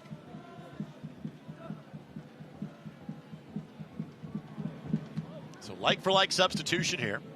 All of our substitutions are brought to us by the Morales Group. Morales Group, offering flexibility in both staffing and operational efficiencies. Entering the game is number 43. And speaking of our friends at the Morales Group, they offer flexibility in both staffing and operational efficiencies while driving results to your bottom line, increasing productivity and reducing labor costs. O'Brien wisely, knowing he just got a yellow, had to let go whatever contact he had of Ronaldo Damas. Yeah, I think it was going both ways on that. I think Damas kind of had some of O'Brien's jersey too. Ref made the right call and just let play continue. Pasher, Tregarthen, and just couldn't turn the right way, and now he comes up a little bit lame. Tregarthen, a first-year pro. And back when this was a D2 and a D3 guy in the broadcast, not a D2 and a D1 guy, we celebrated the small college guys a little bit more. Sebastian played at NAIA Lindsey Wilson in Kentucky. In fact, he was playing college soccer in the fall and now playing in the championship here in the spring, summer, and fall. Foster gets around Roof. Roof at least turns to slow him down. Rendon the target. Lindley the follow-up. Didn't get much on it. Murphy has a hit, but hits it off the sponsorship tent. Tregarthen may not be long for this match for Birmingham either. Yeah, I think he's had a good first 50 minutes, to be fair, especially for a young player like him. And getting back to Lindsey Wilson, I went to Indiana University. We played against Lindsey Wilson frequently. They are a really, really good NAIA program. Tregarthen is used to playing off the bench. He averages playing about 30 or so minutes a match. So understood if the curtain call might be coming in immediately. They're looking to the bench and saying, hey, be ready. We're going to sub you in here in a few minutes.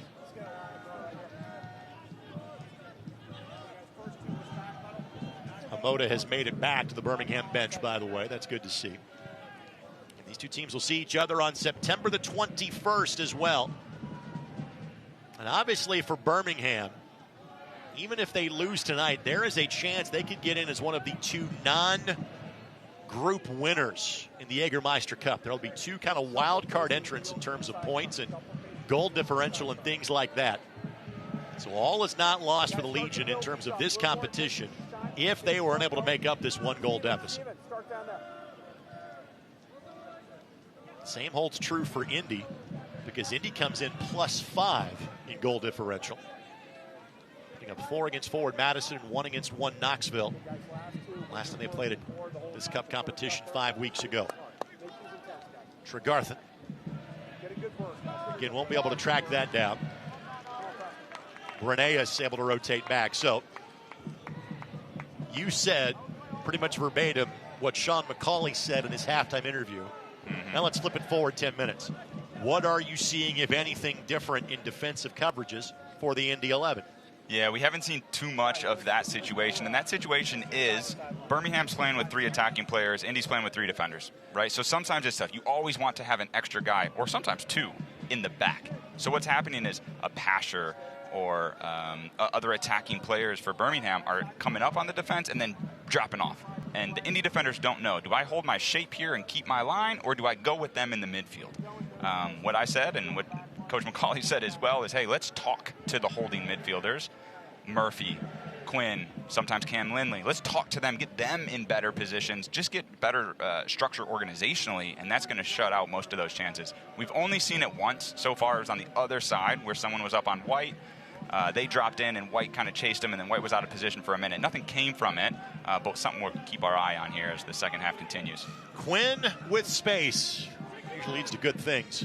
Breneas, Garthan got in the way. Corner coming for the Indy 11. It'll be Murphy with the right foot heading to the corner flag to send this one in. Jaggermeister Cup's going to be special for Murphy because he had a chance to play against his brother who plays for Forward Madison. It was the second time those two have played against each other in a professional setting. Very cool. I think he said the family count was in the 50s. They were playing against Madison that night for that match. Yeah, that's amazing. Let's see if Murphy can whip in a good in-swinger here. Breneas lines it up, but again, puts this one in section 101. Yeah, as a free kick or corner kick taker, you always want to try to clear the first guy.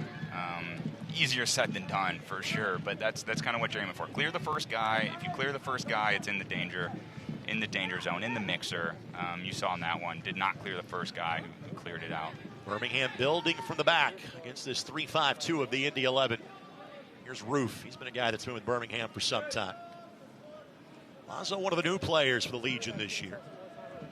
Over to Suarez, who just entered the match. By the way, Hamoda just went through a medical check from the Indy 11 team doctor right in front of us. Good job to dig in there by Lindley. He's got Breneas. Quinn finds him in stride. Foster gets there. Foster just couldn't get a touch on it. Great counterattack, though. Really good ball, good awareness from Quinn. Get his head up with his left foot. Find Breneas streaking down the left side. Breneas, a good thought over to Foster, who almost gets on the end of it. Fans, you can show your Indy 11 Prime exclusive IMCU Indy 11 debit card at any IMCU branch or online at imcu.com today.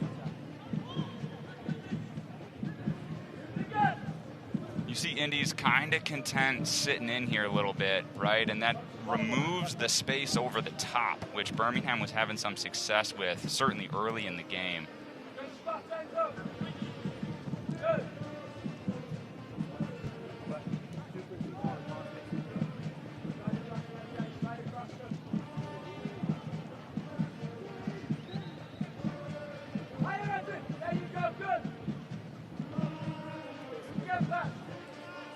Indy might even be more content sitting here in a lower block to catch some shade as well. Literally, because of the way the tree line is here on this campus of IU Indianapolis. Good read by Rendon. And then Lindley springs him. Can Bruno get there in time? The answer is yes. Has Amo and Foster to his left. Leaves this for Murphy. And again, maybe not the right decision, but not the worst of results. Corner coming for the Indy 11. Yeah. Look, Indy did a really good job there, sitting in the low block. They're letting Birmingham have it out at half field. Birmingham tries a big switch. They win it, quickly hit Rendon down the side. When you're playing a lower block like that, that's exactly what you're looking for. And Indy has the players up top to punish them on the counter, and Foster and Rendon and Amo.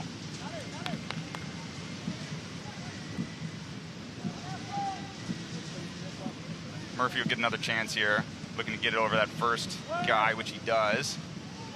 Headed out, Delgado able to go up and snag it.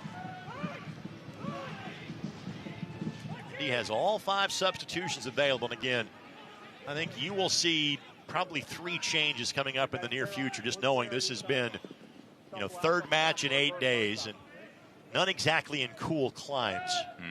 2 matches on turf in Indianapolis in June, and 1 in St. Petersburg on Wednesday night. And that one cleared it. A bit aggressive. Just a bit aggressive that time. It's a little high when it clears the BYB back behind the Indy 11 goal. That is Edwin Lazo that was looking for the Galazo from 35 yards out. I like that, Rick. Transferred in from, that was pretty low-hanging fruit there. Transferred in from Tulsa in May. Spent parts of the last 2 seasons. Tulsa for playing in Bulgaria. 25 years of age. 10 matches played with 6 starts coming in.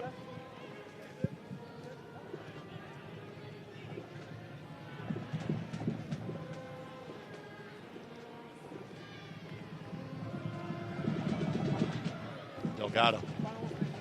Again, on the goal that he gave up, I'm not sure there's much he can do.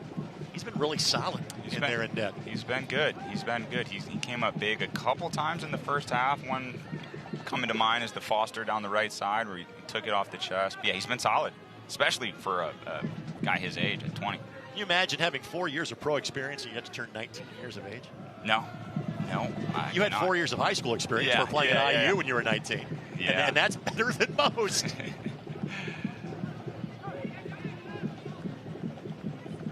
Foster, not the best of balls there. Tregarth looking back post. Rendon again, not a bad decision. Just steered out of play, take the corner. Let everybody kind of get reset defensively. 14th matchup between these two teams. Indy has won 7. Birmingham has won 6. Community Health Network. Exceptional.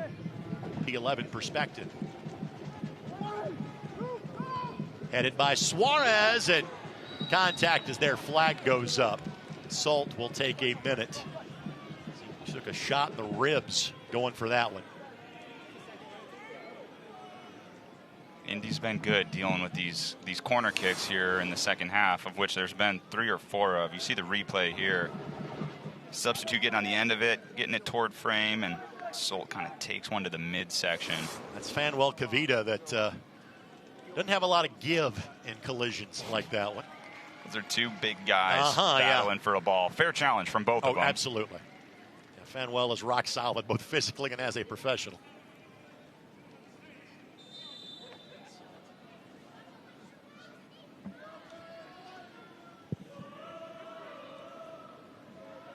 Launch by Salt. Amo takes a tumble. Amo got the last 20 minutes on Wednesday. There's more depth in terms of subs available up top for the Indy 11. And Bernays gives the foul. Bernays has got to know he's taking it. He's faking it inside. He's going right. He's done it a number of times. Bernays, has got to start kind of picking up on the player's tendencies here. Kind of figuring out where he wants to go with the ball. Rob ready to go, but not to the 4th official just yet. One sub used by Birmingham. Damas. Flag stays down, but the pass goes to nowhere in particular.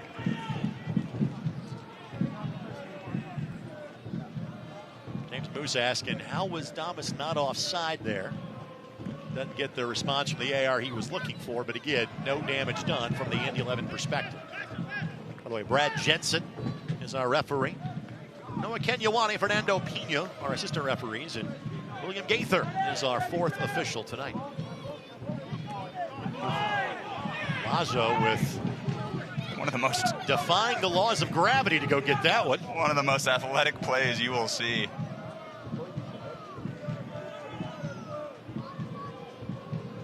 It's kind of like in semi-pro, they didn't know what the alley-oop was. That was kind of similar to what Lazo just did right there.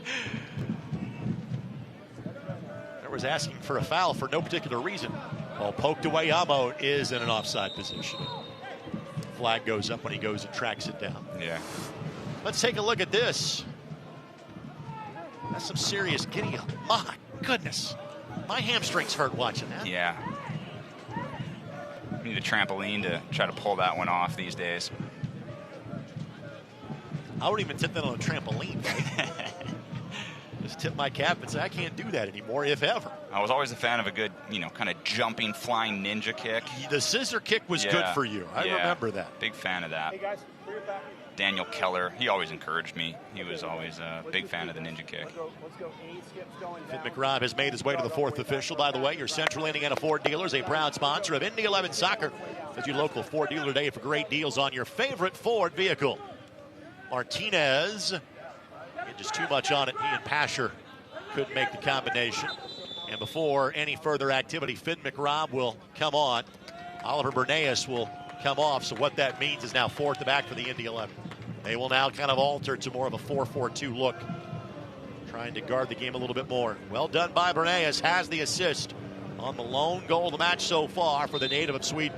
Yeah, really good game out of Bernays. Rob again went the full 90 each of the last 2 matches, so not surprising. He's limited to 25 or 30 tonight. Yeah, I want to see how next couple of minutes goes here. If he's going to be a kind of true left back in a flat back 4, or if he's kind of going to be that advanced wing back. Early on here, it kind of looks like he's going to be that advanced wing back. Right, same position Bernays like was playing. Bernays, yeah. Foster and Kavita, they've had some battles over the years. Both veterans of this league. Foster was with the Switchbacks of Colorado Springs before making his way here, amongst other stops along the road.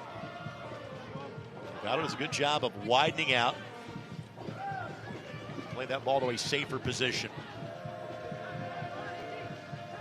Lazo being given some room to work with.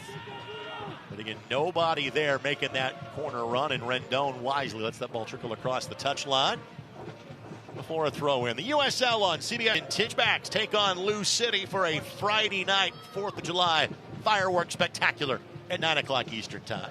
And the Battery do it again as they take on North Carolina FC. How about North Carolina FC? Sunday, July 6th at 5 o'clock. Catch all the action on CBS Sports Network. Apparently, Lou City and North Carolina are playing a best-of-7 series over the course of like 3 or 4 weeks. Because their 2 league matchups are in the middle of the season. That was last touch by Ruth, and they are playing, again, supposed to play tonight.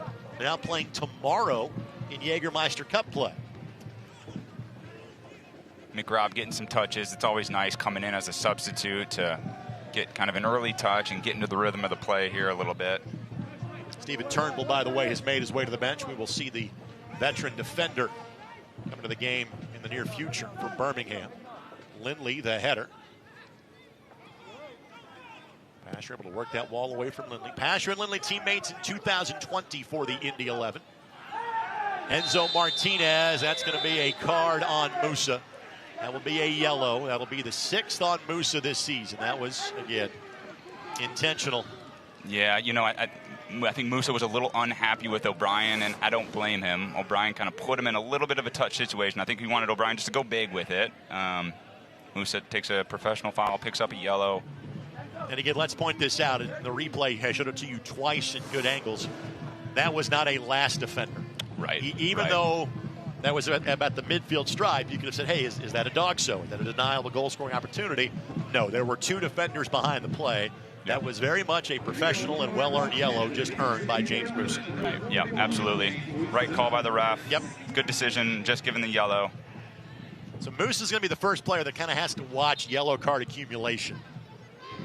Although, again, this is a Jaggermeister Cup match and not a championship match. So despite what the Violent Femme said, this does not go down on your permanent record. You're too young to get that reference. If Hodder was here, he would have been right on top of that. I'll study up. The old guy in the audio department's like, hey, that's a great reference you just made there. See, exactly. Asher, good toe poke to Martinez. Martinez the blast, then again, quality look that doesn't stay on frame.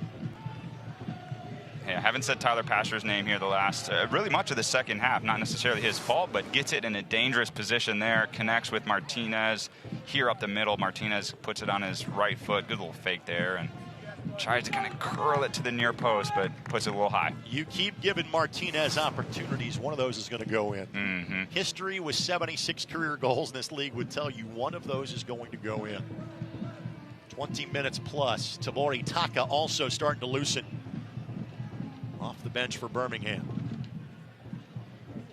Martinez again has Pasher flying down the middle, but Not the best of deliveries. O'Brien couldn't keep possession. Good step by Musa, and Murphy plays it back to his keeper, who makes the right play. Amo. Rendon and Foster could not connect. Yeah, good hold-up play by Amo. That's what you need out of your forward after you've been defending for a minute or two. Rendon just doesn't quite get the ball that he's looking for. But the last couple minutes has been good from Birmingham. Martinez is finding some gaps here in the central of the field. Pasher the same. Lazo. Tregarthen. Good job by McRobb just to get in the way.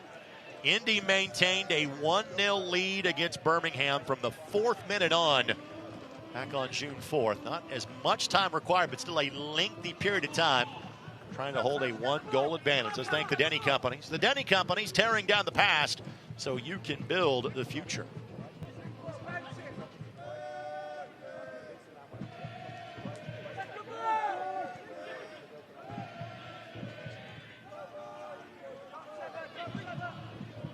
McRobb. Roof.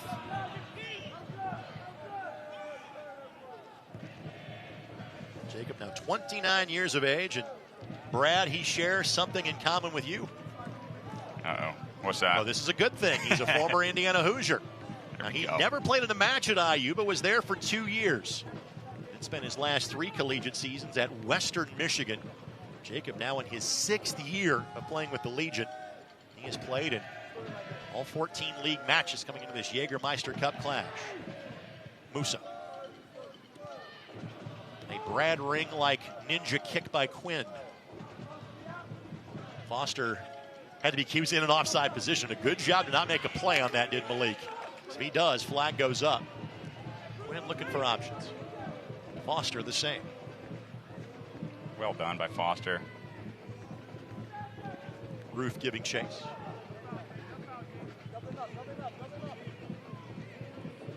Lindley just couldn't turn that to McRobb the way he had hoped.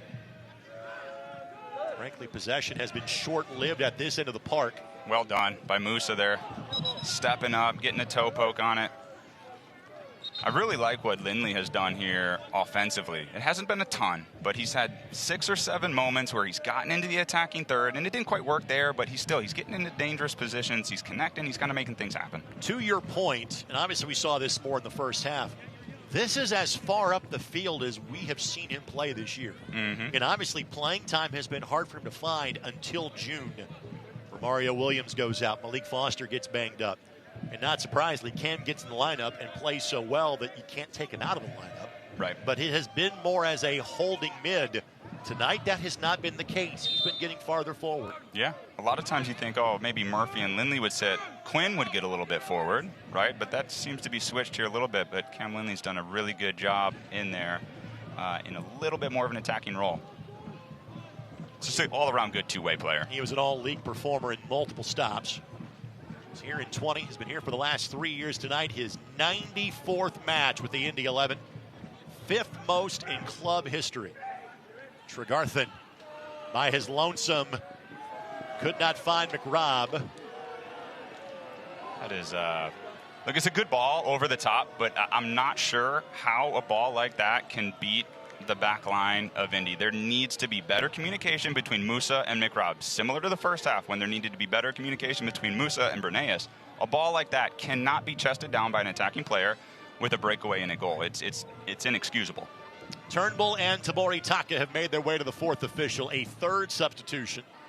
Looks like we'll be joining them momentarily, so a full-on line change coming up here for the Birmingham Legion. It'll be Hernandez Foster that will be coming on to join the mix as well. See if Indy will counter with some subs of their own sooner rather than later. Again, Pasher's speed gets behind Musa. Heads over to Damas. Damas misses. The song remains the same. Birmingham creates opportunity after opportunity, but they keep missing them. It will be the hydration break, which Indy 11 fans needed to take their hearts out of their throats at Yeah, this point. this hydration break's coming at a very good time for Indy. Birmingham's had a couple chances here as of late. You see this one. What a great head pass by Pasher. Thomas just hits it a touch wide, but very dangerous opportunities last couple minutes. Thomas 6 goals in the championship this year, and probably should have added that with the mix. So Trejo is done. Tamori Taka is in for him. Roof is done. Kobe Hernandez Foster in for him. Tregarthen is done. Stephen Turnbull comes in for him. All of our substitutions are brought to us by Morales Group Staffing, offering flexibility in both staffing and operational efficiencies. Indy has 2 windows and 4 subs in which they can use. Birmingham has a sub and a window. They have, and again, we will go to penalties if this is drawn. You're not holding players for extra 30 minutes. This is not like the Open Cup. We go straight to kicks if Birmingham can find an equalizer in the last 15 minutes. Yeah, I would expect, who knows, but expect to see Jack Blake, I would think. Here, he'd be a really good player to bring in and kind of calm the game down, try to, get possession a little bit back in Indy's side. They got some attacking options as well. Chiza, Collier, Williams, Hogan on the defensive side of the ball as well.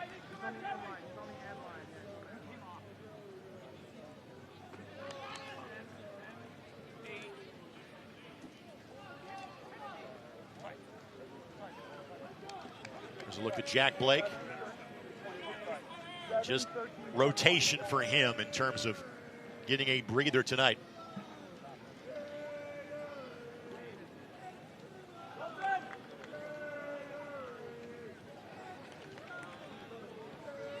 $18 shots for Birmingham, 5 on target. 9 shots taken, by the way, for the Indy 11. Not surprisingly, it's the Jaggermeister Cup. There are shots aplenty. None here in the booth, though. Probably best for everybody involved. Although when I heard the promo about it being served cold at halftime, given our outdoor location for our booth, I'm like, that sounds really good right now. Lindley takes a tumble. What a ball by Lindley. How about this for Quinn? In stride, Rendon. Rendon trying to find Amo. Just a bit too much, but again, that's the first we've seen the counter really juiced up for the Indy 11. Asher throws on the brakes, knowing he was going to be offside. The ball was played to him. Continues to be gaps at the back for the Indy 11. Turnbull turns into Murphy, and now Foster. Foster with 3 players trailing him, and Malik jumped the ground trying to get a whistle and didn't get it. Yeah, I think the turf maybe got him there, but he didn't see the 2 guys trailing him. Birmingham, good job tracking back, knowing that Foster is a very skilled, fast attacking player. Indy 11 Summer of Soccer, presented by Indy Roof and Restoration, runs through July 12th. Follow Indy 11 on social media to learn more about how you can take part in the Summer of Soccer promotion. An all-expense-paid trip to Charleston, South Carolina, September the 6th. Hernandez Foster to Turnbull. Turnbull blows a tire. And now Amo off to the races. Leaves it forward for Foster. Again, 2 defenders back in front of him. Amo to his right. Finds Murphy, but Murphy could not get there. And just as I thought, you know what? There's some guys that are pretty gassed out there for the look to my right. Here comes Elliott Collier and Romario Williams on for the Indy 11. Trying to see this one out with 10 minutes and change left to go, and Indy hoping to clinch a berth in the quarterfinals of the Jaggermeister Cup.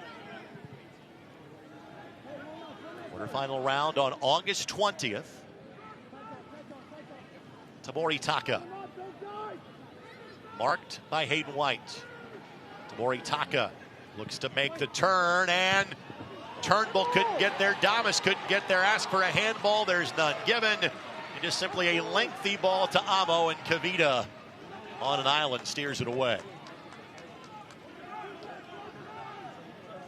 Yeah, Indy's having a hard time getting out of this defensive block here. These subs need to come in a hurry for them. Give them some energy off the bench. Asher finds an opening. Hernandez Foster.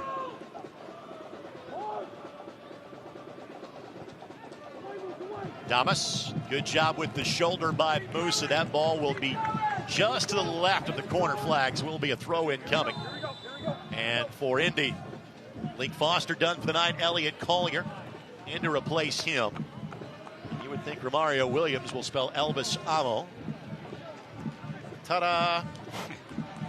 So the two forwards exchange for each other. Our substitutions brought to us by Morales Group Staffing, offering flexibility in both staffing and operational efficiencies. Good to see Rowe back. And you always love the opportunity to have a caliber of player that can play for their national team in the Gold Cup. Amo and Lazo getting tied up behind the play. Lazo's trying to usher him off, but it's having the opposite effect of what he actually wants, which is Amo leaving the field.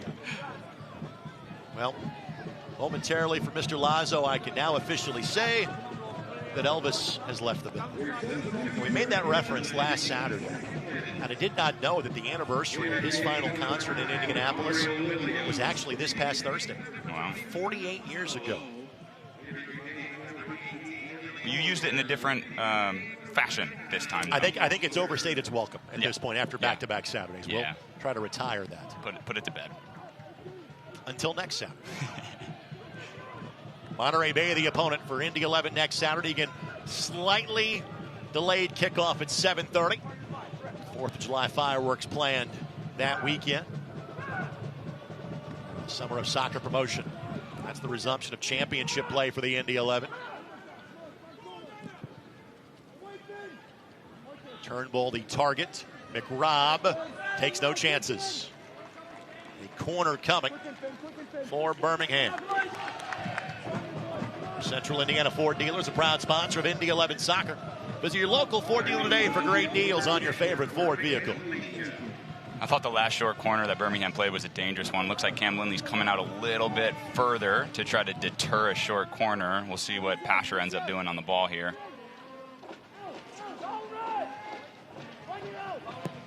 Pasher's ball in, punched, and eventually Collier will clear. And Collier, nothing there.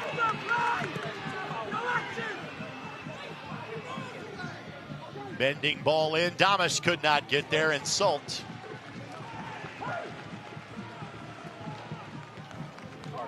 Sprawls out to make the play. Yeah, Birmingham's putting a lot of pressure on. It's going to be tough, but Indy's just trying to hold on, really, at this point, the last few minutes. They're kind of in between. Hey, do it 3 in the back or 5 at the back. Sometimes it's tough to go from a 3 to a 4. It kind of shifts things around. I wouldn't mind seeing maybe just having McRobb sit a little bit more, White sit a little bit more, and almost play with a 5 back. Birmingham's got 2 subs to the 4th official, so let's point out, and this is correct. When Ramiz Hamoda left the match, that was a head injury, so you get an additional sub because that is the case. So Birmingham will take advantage, and a whistle goes in favor of the Indy 11. One of the first times we've said that in half number 2. So both Centeno and McElhatton will come in here for Birmingham. They'll be the final substitutions of this match for the Legion. Again, our substitutions brought to us by our friends at the Morales Group, offering flexibility in both staffing and operational efficiencies. So Mensah exits. Enzo Martinez is done again. Because of the head injury to the first substitution, you get the extra sub. So that's why 6 players now have entered the match for Birmingham. Yeah, it was a really smart play by Quinn there, which led to the free kick and the subs, right? But Birmingham has been all over Indy, and Quinn knows exactly what he's doing. He's putting his body, he's backing up. He gets the foul called. It kills him into the game. It stops Birmingham's momentum a little bit, which is exactly what he's trying to do. Williams got part of a noggin to it. McRobb able to keep it in play. And Indy does have 2 substitutions available. It's really well done by Lazo. Williams, a little strong for Lindley, but Lindley makes the perfect read. Rendon behind Williams. I know what Rendon's thinking there, and I don't mind it, but sometimes that really, wow. How about that tackle? What a tackle by from Cam Lindley. Takes out Turnbull in the process, but had to get that one right, and he did. O'Brien Damas turns the corner, has 3 options, and Hayden White hustles back. Birmingham would like to keep that ball in play. Murphy made that happen. Not out of danger yet. Hernandez Foster plays it wide to Centeno. Centeno bending ball in, headed down, but for Sam McElhatton, that is tough when that is your first touch of the match. When your first touch is trying to head one in on goal. Could not complete the opportunity. It's a great cross. You see the replay here. Ball's whipped in. He directs it in the right direction, just doesn't get enough on it. But really, it's been a very nervy 10 minutes for Indy 11. And Birmingham keeps pressing and keeps pressing and keeps putting it in dangerous opportunities. Indy cannot seem to advance the ball and keep it in their attacking half for any prolonged amount of time. McElhatton, a pro from Australia, made 80 appearances in the Australian second division before making his way to the USL Championship. Jack Blake will be the final sub for the Indy 11, so they will forego a 5th sub. They will bring Blake in as the cooler, trying to see this one out.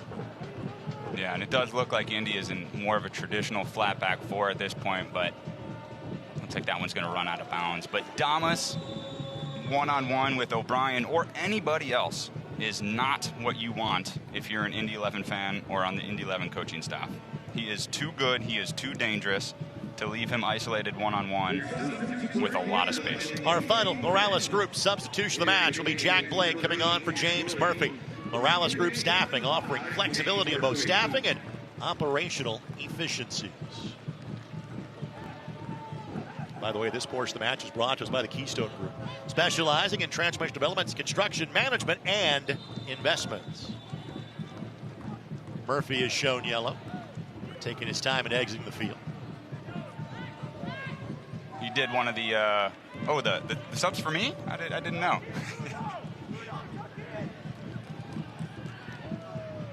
And takes out his frustrations on a 6-pack of Gatorade bottles. They never saw it come.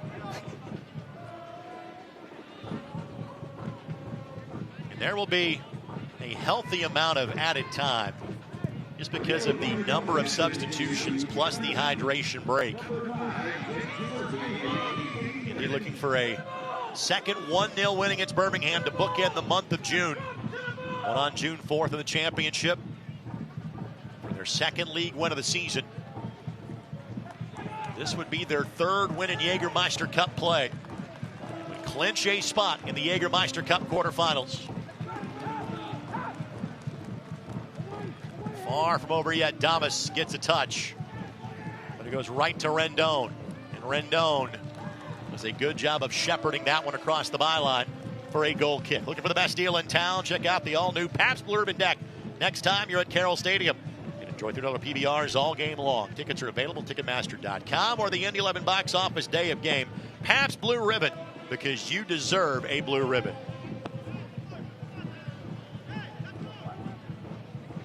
It's a great shield. It's a little thing, right? It's a great shield by Rendon out on the side. He could have turned and lumped it up, and Birmingham would have had a throw, and no one would have said anything, right? But instead, he shields it out. 30 seconds goes off the clock. Sol gets the goal kick. He lumps it up, right? It's just a smart thing that wastes some time, gets some field position. The young man playing like an old man, and that's a compliment to Hunter Sol. First time that a player has been on loan to the Indy 11 in back-to-back seasons from the same team. And he's got 3 pretty quality netminders in front of him in Portland, so to play here is the best option for him. Tamori Taka trying to work around Hayden White. Cross doesn't get past Hayden the first time. White stands him up the second time. That ball a bit nervy, but Blake makes it work. Williams, Quinn, Collier streaking down the middle of the park. Quinn, the hesitation to work around Centeno. And now it is campfire time at the corner flag for Aiden Quinn. He'll try to make some s'mores. He'll be there long enough. And eventually that will be a throw-in for Birmingham. 6 minutes of additional time. 6 minutes is what we'll have before this one will be in the past tense or potentially heading to pens.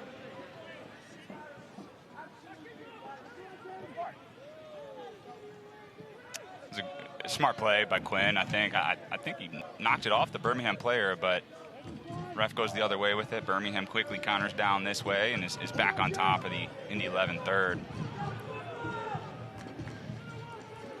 Kavita. They're trying to be as compact as they can be here. Take away the windows of space. Yeah. To be fair, that's where Birmingham's been most dangerous, is when there's space behind the Indy 11 line and balls over the top. You see an offsides here. Great job by the Indy 11 back line to hold their line. But as I was getting to, most of their opportunities and chances have come balls over the top when there's a lot of space behind the Indy 11 back line. So I would imagine we're going to see a lot of that the next 4.5, 5 minutes, where Indy say, okay, you have the ball at half field. We're going to eliminate this space behind us. We're big, we're good in the air. You lump it in, we'll head it out, and we're going to survive and get out of here.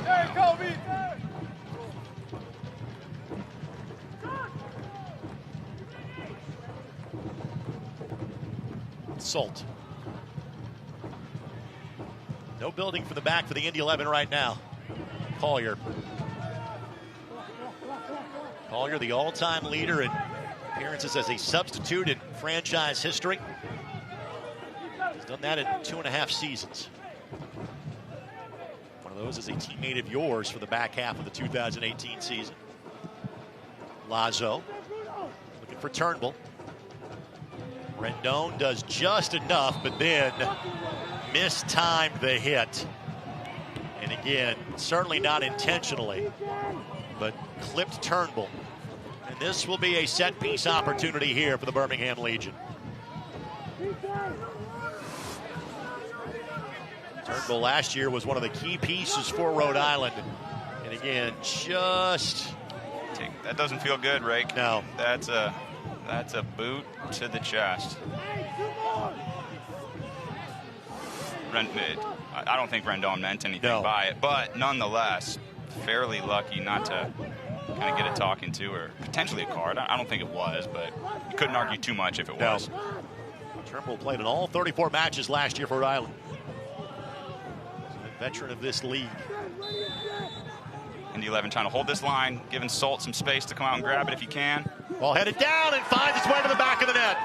Not sure how it gets through, but we're tied at 1, and now we are 3 minutes away from penalties. And if this goes to pens, frankly, it means that this competition will go to the last round, because neither team would get the full 3 points tonight.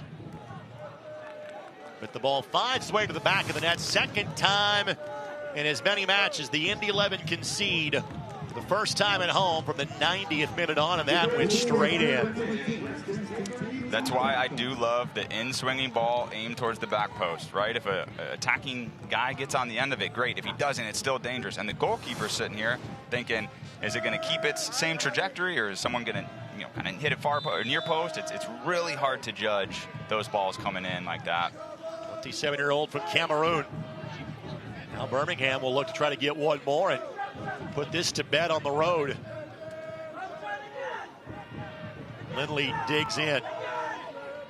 McRobb just clears it as best he can, but it did take a touch off a Birmingham player. Come on, man.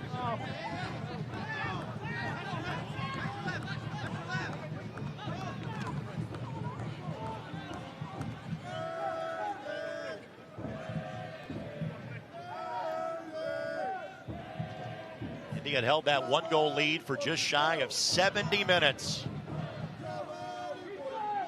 And that's kind of been this season for the Indy 11. Yeah, it really has. I said it once or twice, and it's not over yet. No, it's not done yet. This is the first goal that Indy has allowed in the competition. We got at least another minute left to go, if not more now.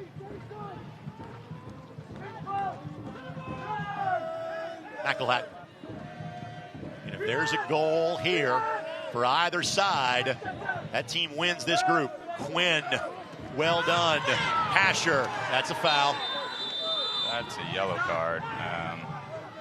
Yeah, that's a yellow card. Pasher sees yellow, but again, he'll take it. That throws off the timing of the run there. see a replay here. Pasher does a good job, to be quite honest. He knows what he's doing. He knows he has to put that one out before Quinn hits a long ball up to Williams and Collier, who were flying at Birmingham's goal. There are some firsts that are potentially in line if we do not have an outright winner of this match.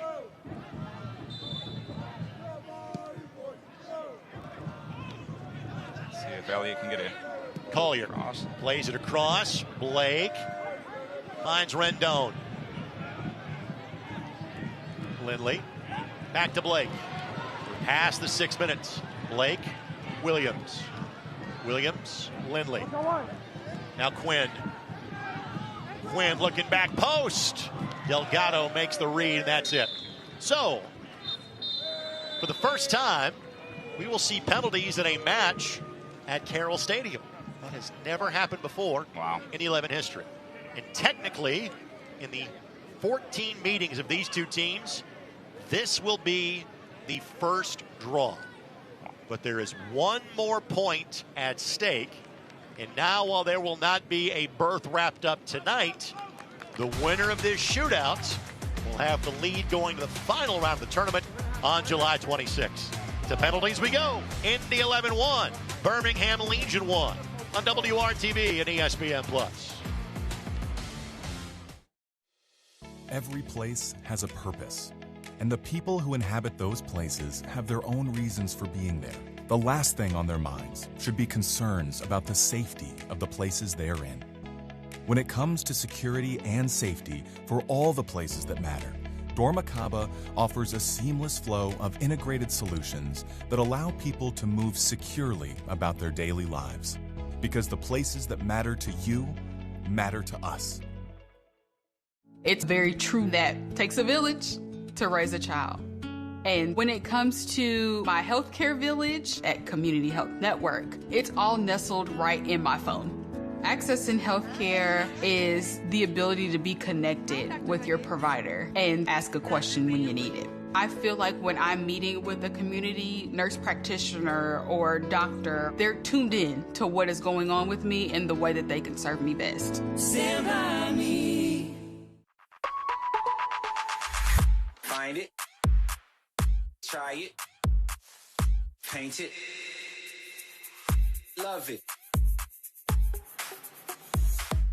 Find it. Try it. Paint it. Love it. Find it. Try it. Paint it. Love it. Find it. Try it. Paint it. Love it. Find it. Try it. Paint it. Love it. Love it. Love it. Love it.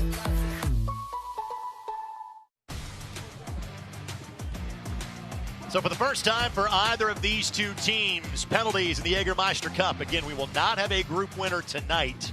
Both teams will at least have 7 points going to the next match in 4 weeks. However, now the team that wins the penalties will have the lead and will know they are in with an outright win the following round. Again, Indy and Birmingham both are looking really good in terms of goal differential. There is certainly a chance that both of these teams make it. The winner of the group is guaranteed, and the winner tonight of this penalty shootout will have the lead going to July 26th.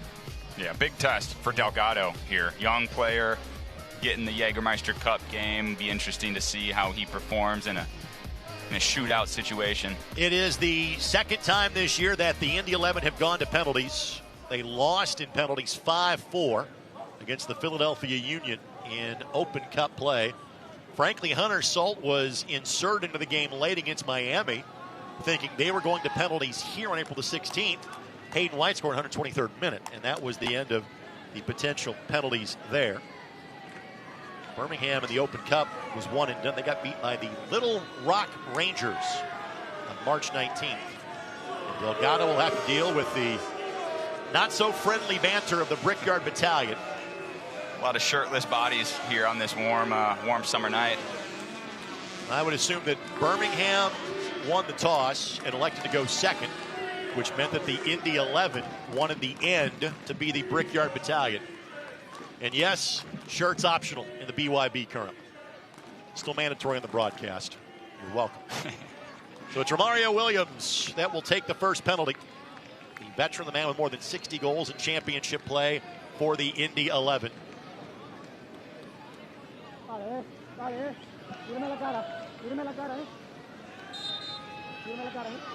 point and the lead in the group at stake. Romario Williams to go first. Saved. Delgado gets the save. So now Hunter Salt will try to answer for the Indy 11. Early confidence boost from Delgado. Does a great job reading this off Williams. Two solid hands on it. Going to be Tyler Pasher. Going against a group that cheered for him for 3 years. Trying to throw him off. He's got the 6-7 Salt to deal with. He did have to face a penalty on Wednesday night. Didn't have to do a thing because Manuel Arteaga missed it, skied it down in St. Petersburg. Asher v. Salt. Score 1-0 for Birmingham. Birmingham has Forward Madison at home on July 25th.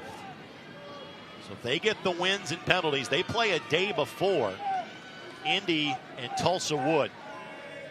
If he doesn't win this penalty shootout, Birmingham may have this wrapped up by the next time that Indy would take the field in the competition. Don't worry about that. 4 kicks or so from now. It is Jack Blake that will go next for Indy. Delgado guessed correctly to his left last time. Blake went that way again. Goal, Indy, Jack Blake from the spot. 1-1, but the advantage still to the Birmingham Legion. Great PK from Jack Blake.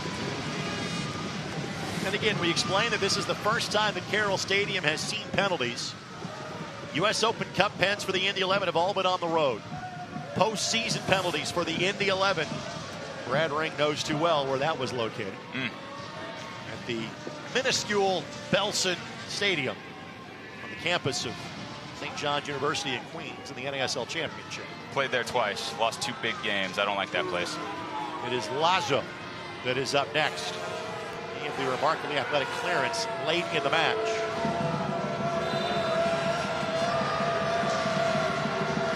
Lazo scores. Salt guessed right. Lazo simply hit it too well. 2-1 Legion. Yeah, it was a good hit. Really good hit. Salt guesses the right way, just like you said, but just couldn't quite get all the way over there. It is Cam Lindley. Cam Lindley was one of the penalty takers and penalty makers against the Philadelphia Union. That was Reese Charles Cook that was in net for that one for the Indy 11. That one coming on May 8th.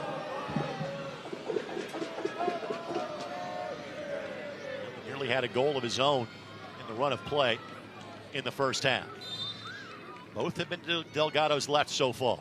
Lindley goes the same spot. Delgado guessed wrong. Goal Indy. But again, Indy has to get a stop or all of these makes are moot for the Indy 11. Calm, cool, collected finish from Cam Lindley, just like you would expect. Walks up, kind of opens up the hips, places it right in the corner, exact same location as Jack Blake.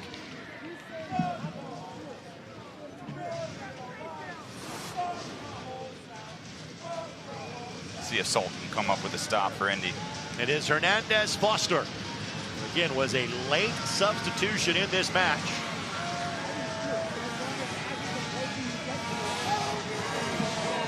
Salt guessed the proper way. His right on the last shot.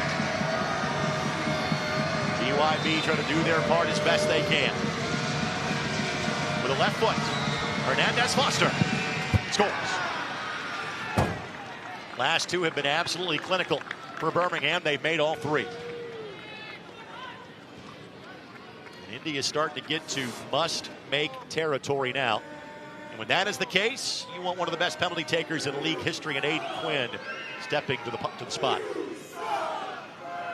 Quinn was the primary penalty taker for most of 2023 for the Indy 11. Had 9 goals 2 seasons ago, 7 in this exact scenario. One of the all-time greats in the league in many facets. Quinn got it. I think Delgado guessed right. Quinn just hit it perfectly. So we are tied at 3, but again, pressure is still more on the Indy side.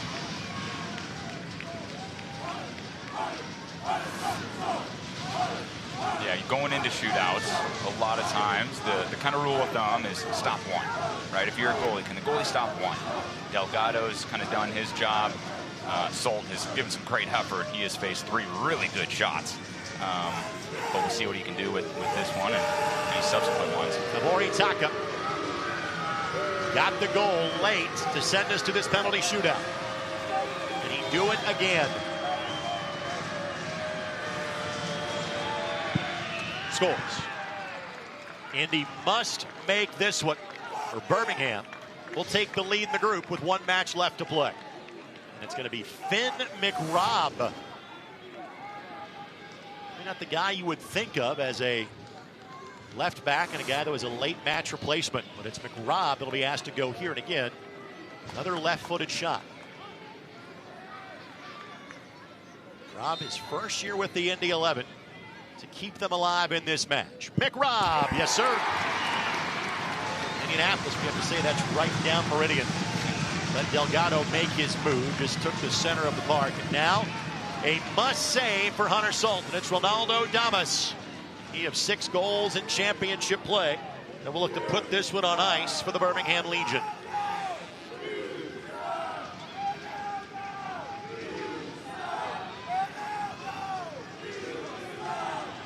Thomas, the veteran that he is, taking his time.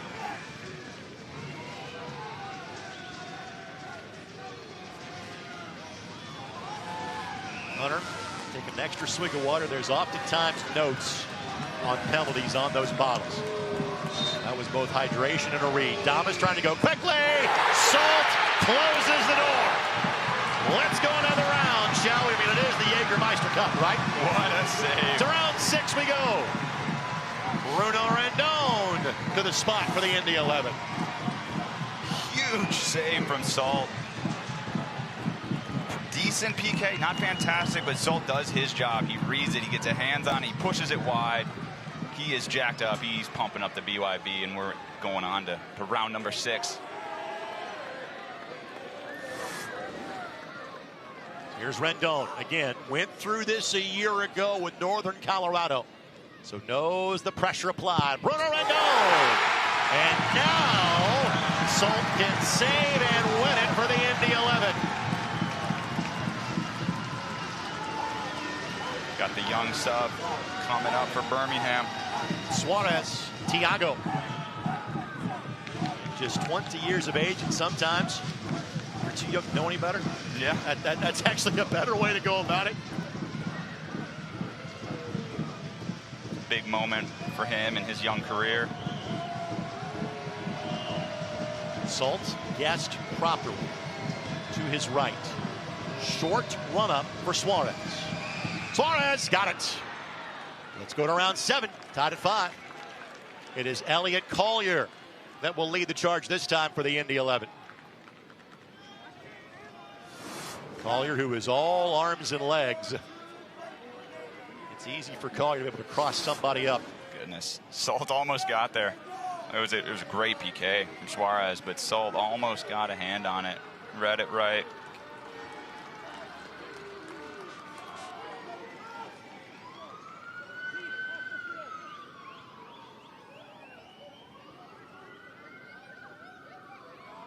Here's Collier.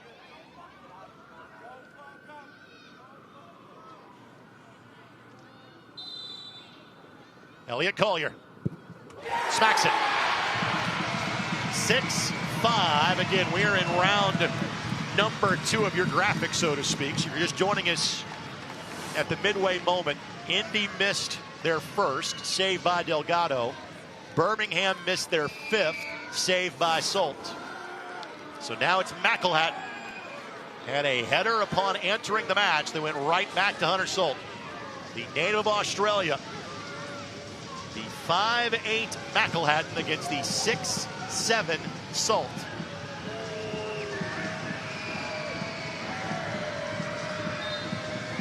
Solt looking for a save in the win. Solt, yes, left. McElhat went the other direction. To round 8 we go. We've seen 14 PKs so far. None of them off frame. We've seen some really good penalty kicks being taken here tonight.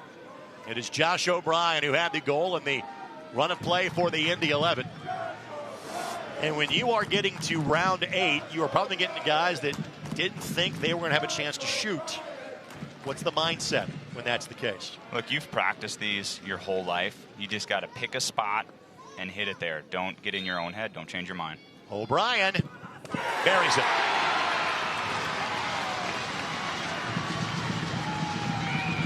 Birmingham again will have to answer for a 3rd consecutive trip to the spot. Bradley, we are 3 rounds away from getting to goalkeeper penalties. Solt v. Delgado.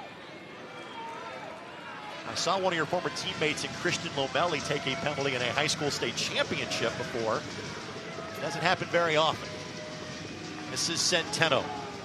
And he was a late game substitution. Formerly of Atlanta United too. Centeno, saved by Solt. The Indy 11 winning on penalties, 7-6. Huge save by Solt. So happy for him. Indy does not win the group, but they will control their fate. They'll know exactly what they have to do when Tulsa comes here on July 26th. We owe you a break. We'll come back and cover as much of the post-match celebration as possible, knowing we're up against it time-wise. You're watching the USL Jaggermeister Cup, and you're doing so on ESPN Plus and WRTV Channel 6.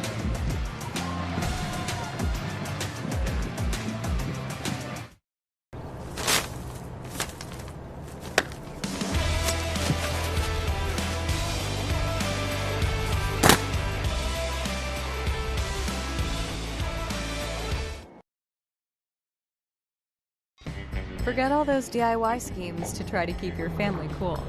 Because at Williams Comfort Air, we've got your back. Ma'am, everything's up and running. We look forward to keeping your home comfortable for life.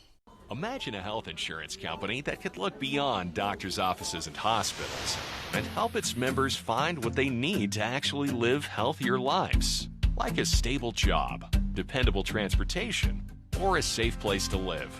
Well, that health insurance company is not only real, but making a real difference right now.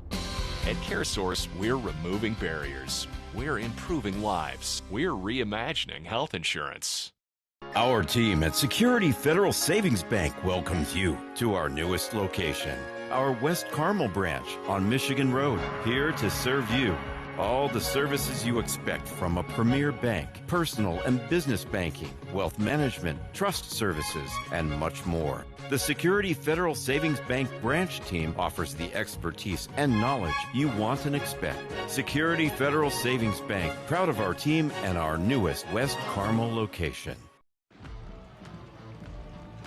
This had some late match drama that fans have not seen in this building before, such as the joy of the Jaggermeister Cup. Indy 11 gets 2 points, not 3. They're atop the group with 1 match left to play. Here is our securing the win moment brought to us by Allegiant. The second save by Hunter Solt. What a huge save with his top hand. That is very hard to do. Congratulations to Hunter. If time allows, we'll talk to him. We may not have time to have that interview, unfortunately, in a short post-match window after the penalties. Well, let's thank our friends at Schlag as well. That is for our lockdown play of the game. And how about Josh O'Brien on the service from Oliver Bernays? So good. Bernays put such a dangerous ball in. O'Brien rewarded for his effort, his run. He heads it down, gets the first goal for Indy. And again, that for Indy. First goal for Josh O'Brien in 13 months. They held that lead for nearly 70 minutes. Could not close it in regulation, but they do get the extra point in penalties. If they can get a win against Tulsa in 4 weeks, they're on to the Jaggermeister Cup quarterfinals. Back to Indy in just a moment. This copyrighted telecast of the United Soccer League cannot be retransmitted, rebroadcast, or reproduced without the express written consent of the United Soccer League.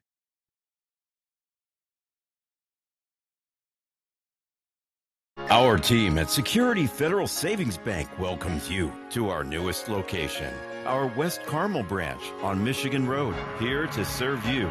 All the services you expect from a premier bank, personal and business banking, wealth management, trust services, and much more. The Security Federal Savings Bank branch team offers the expertise and knowledge you want and expect. Security Federal Savings Bank, proud of our team and our newest West Carmel location.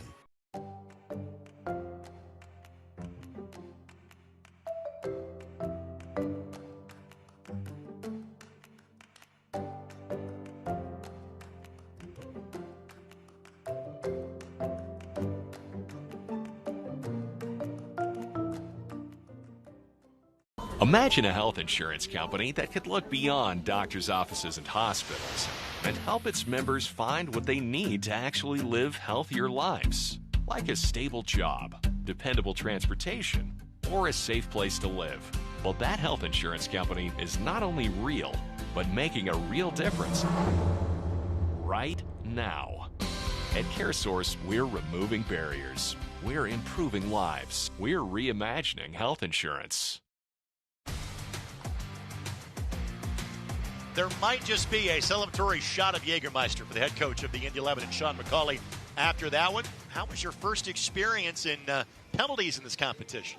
Yeah, it's important. Obviously in a normal knockout that takes you out, but with this group stage and the 2 points now, so we've dropped a point obviously, but we're still in control of our destiny and sort of winning the group. We just have to win the next match against Tulsa. If we get a draw again, maybe 2 points or 1 point might take you through as a wild card finisher, but we want to go out there and win the game and top the group. Just unfortunate we didn't get it done tonight. Given the way, though, that knowing this was your third match in 8 days, you traveled in the middle, you dealt with some injuries. I know you're disappointed you couldn't hold that 1-goal lead. I would say, though, to finish on a win and a positive note has to make you feel good tonight. It does, yeah. And listen, we've been through quite a bit this season, and if we can get to the halfway mark in the season with the next 2 league games and see how many points we've got then, and reflect on how we've done in the first part, and then if we can make it to the quarterfinal of the cup, that'll be huge for us, because I've said all along that it's amazing. I said to the players that the cup games and cup competitions are the ones that everybody remember. Everybody remembers the World Cup final, everybody remembers European Cup final, all the cup finals. So we want to try and get to a final and want to try and win a trophy. I think it's our expectation to do that. Along the way, we are coming up with a lot of adversity, but we have to manage that. And I think all the credit, like you said, they're coming off on a positive. All the credit has to go to the players, because they worked extremely hard against a very, very good team. And they are a good team, and they can hurt you because they've got some very good attacking players. And I thought defensively we were good. I just wish we'd have got the second goal.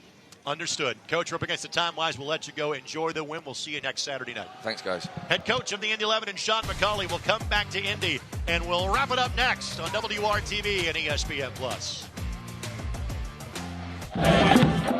The summer of soccer is here with the Indy 11. And you've got the chance to win a getaway to Charleston, South Carolina. When you grab our Summer of Soccer ticket deal, you get 10 entries into the Summer of Soccer Getaway Sweepstakes for a chance at a trip or two with flights, hotels, and meals covered. All this while you get to have a blast with the boys in blue all summer. Get your tickets now at Indy11.com. Find it, try it, paint it, love it.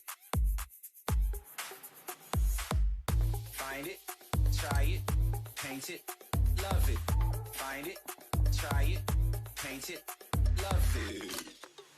Find it, try it, paint it, love it. Find it, try it, paint it, love it, love it, love it. This is Molly. She loves road trips, hikes, her dog Max, and cars that fit her lifestyle, like this cool new ride that she got with help from Indiana Members Credit Union at a great low rate. And for when she's on the go, IMCU makes it easy for her to pay from anywhere thanks to their digital banking. Looks like Molly is really getting the max from her credit union.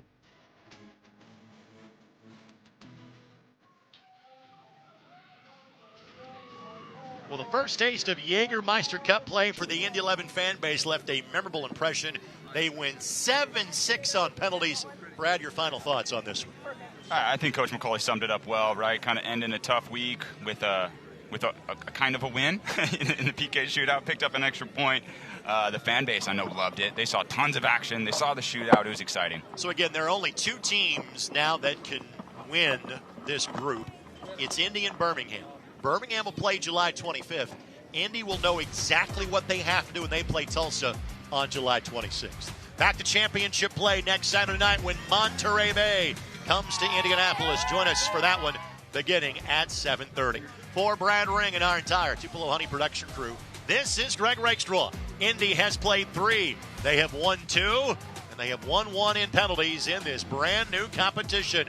Your final score, Indy 11-1, Birmingham Legion 1, and on penalties, Indy wins it 7-6. Thanks for joining us for Indy 11 Soccer on WRTV and ESPN+.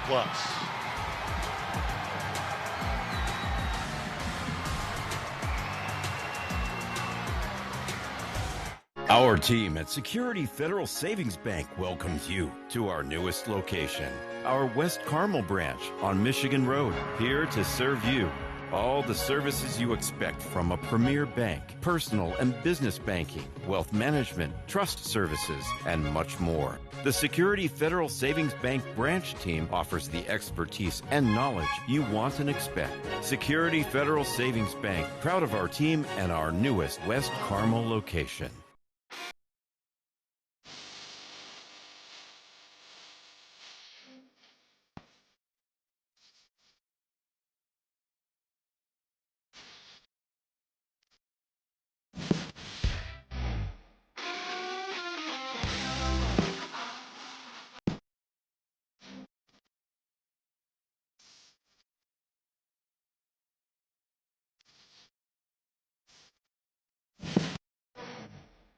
Success doesn't come easy. It takes grit, hustle, and relentless effort. Every step forward brings you closer to greatness. This is your moment. Elevate your game. El Jimador Spiked Bebidas.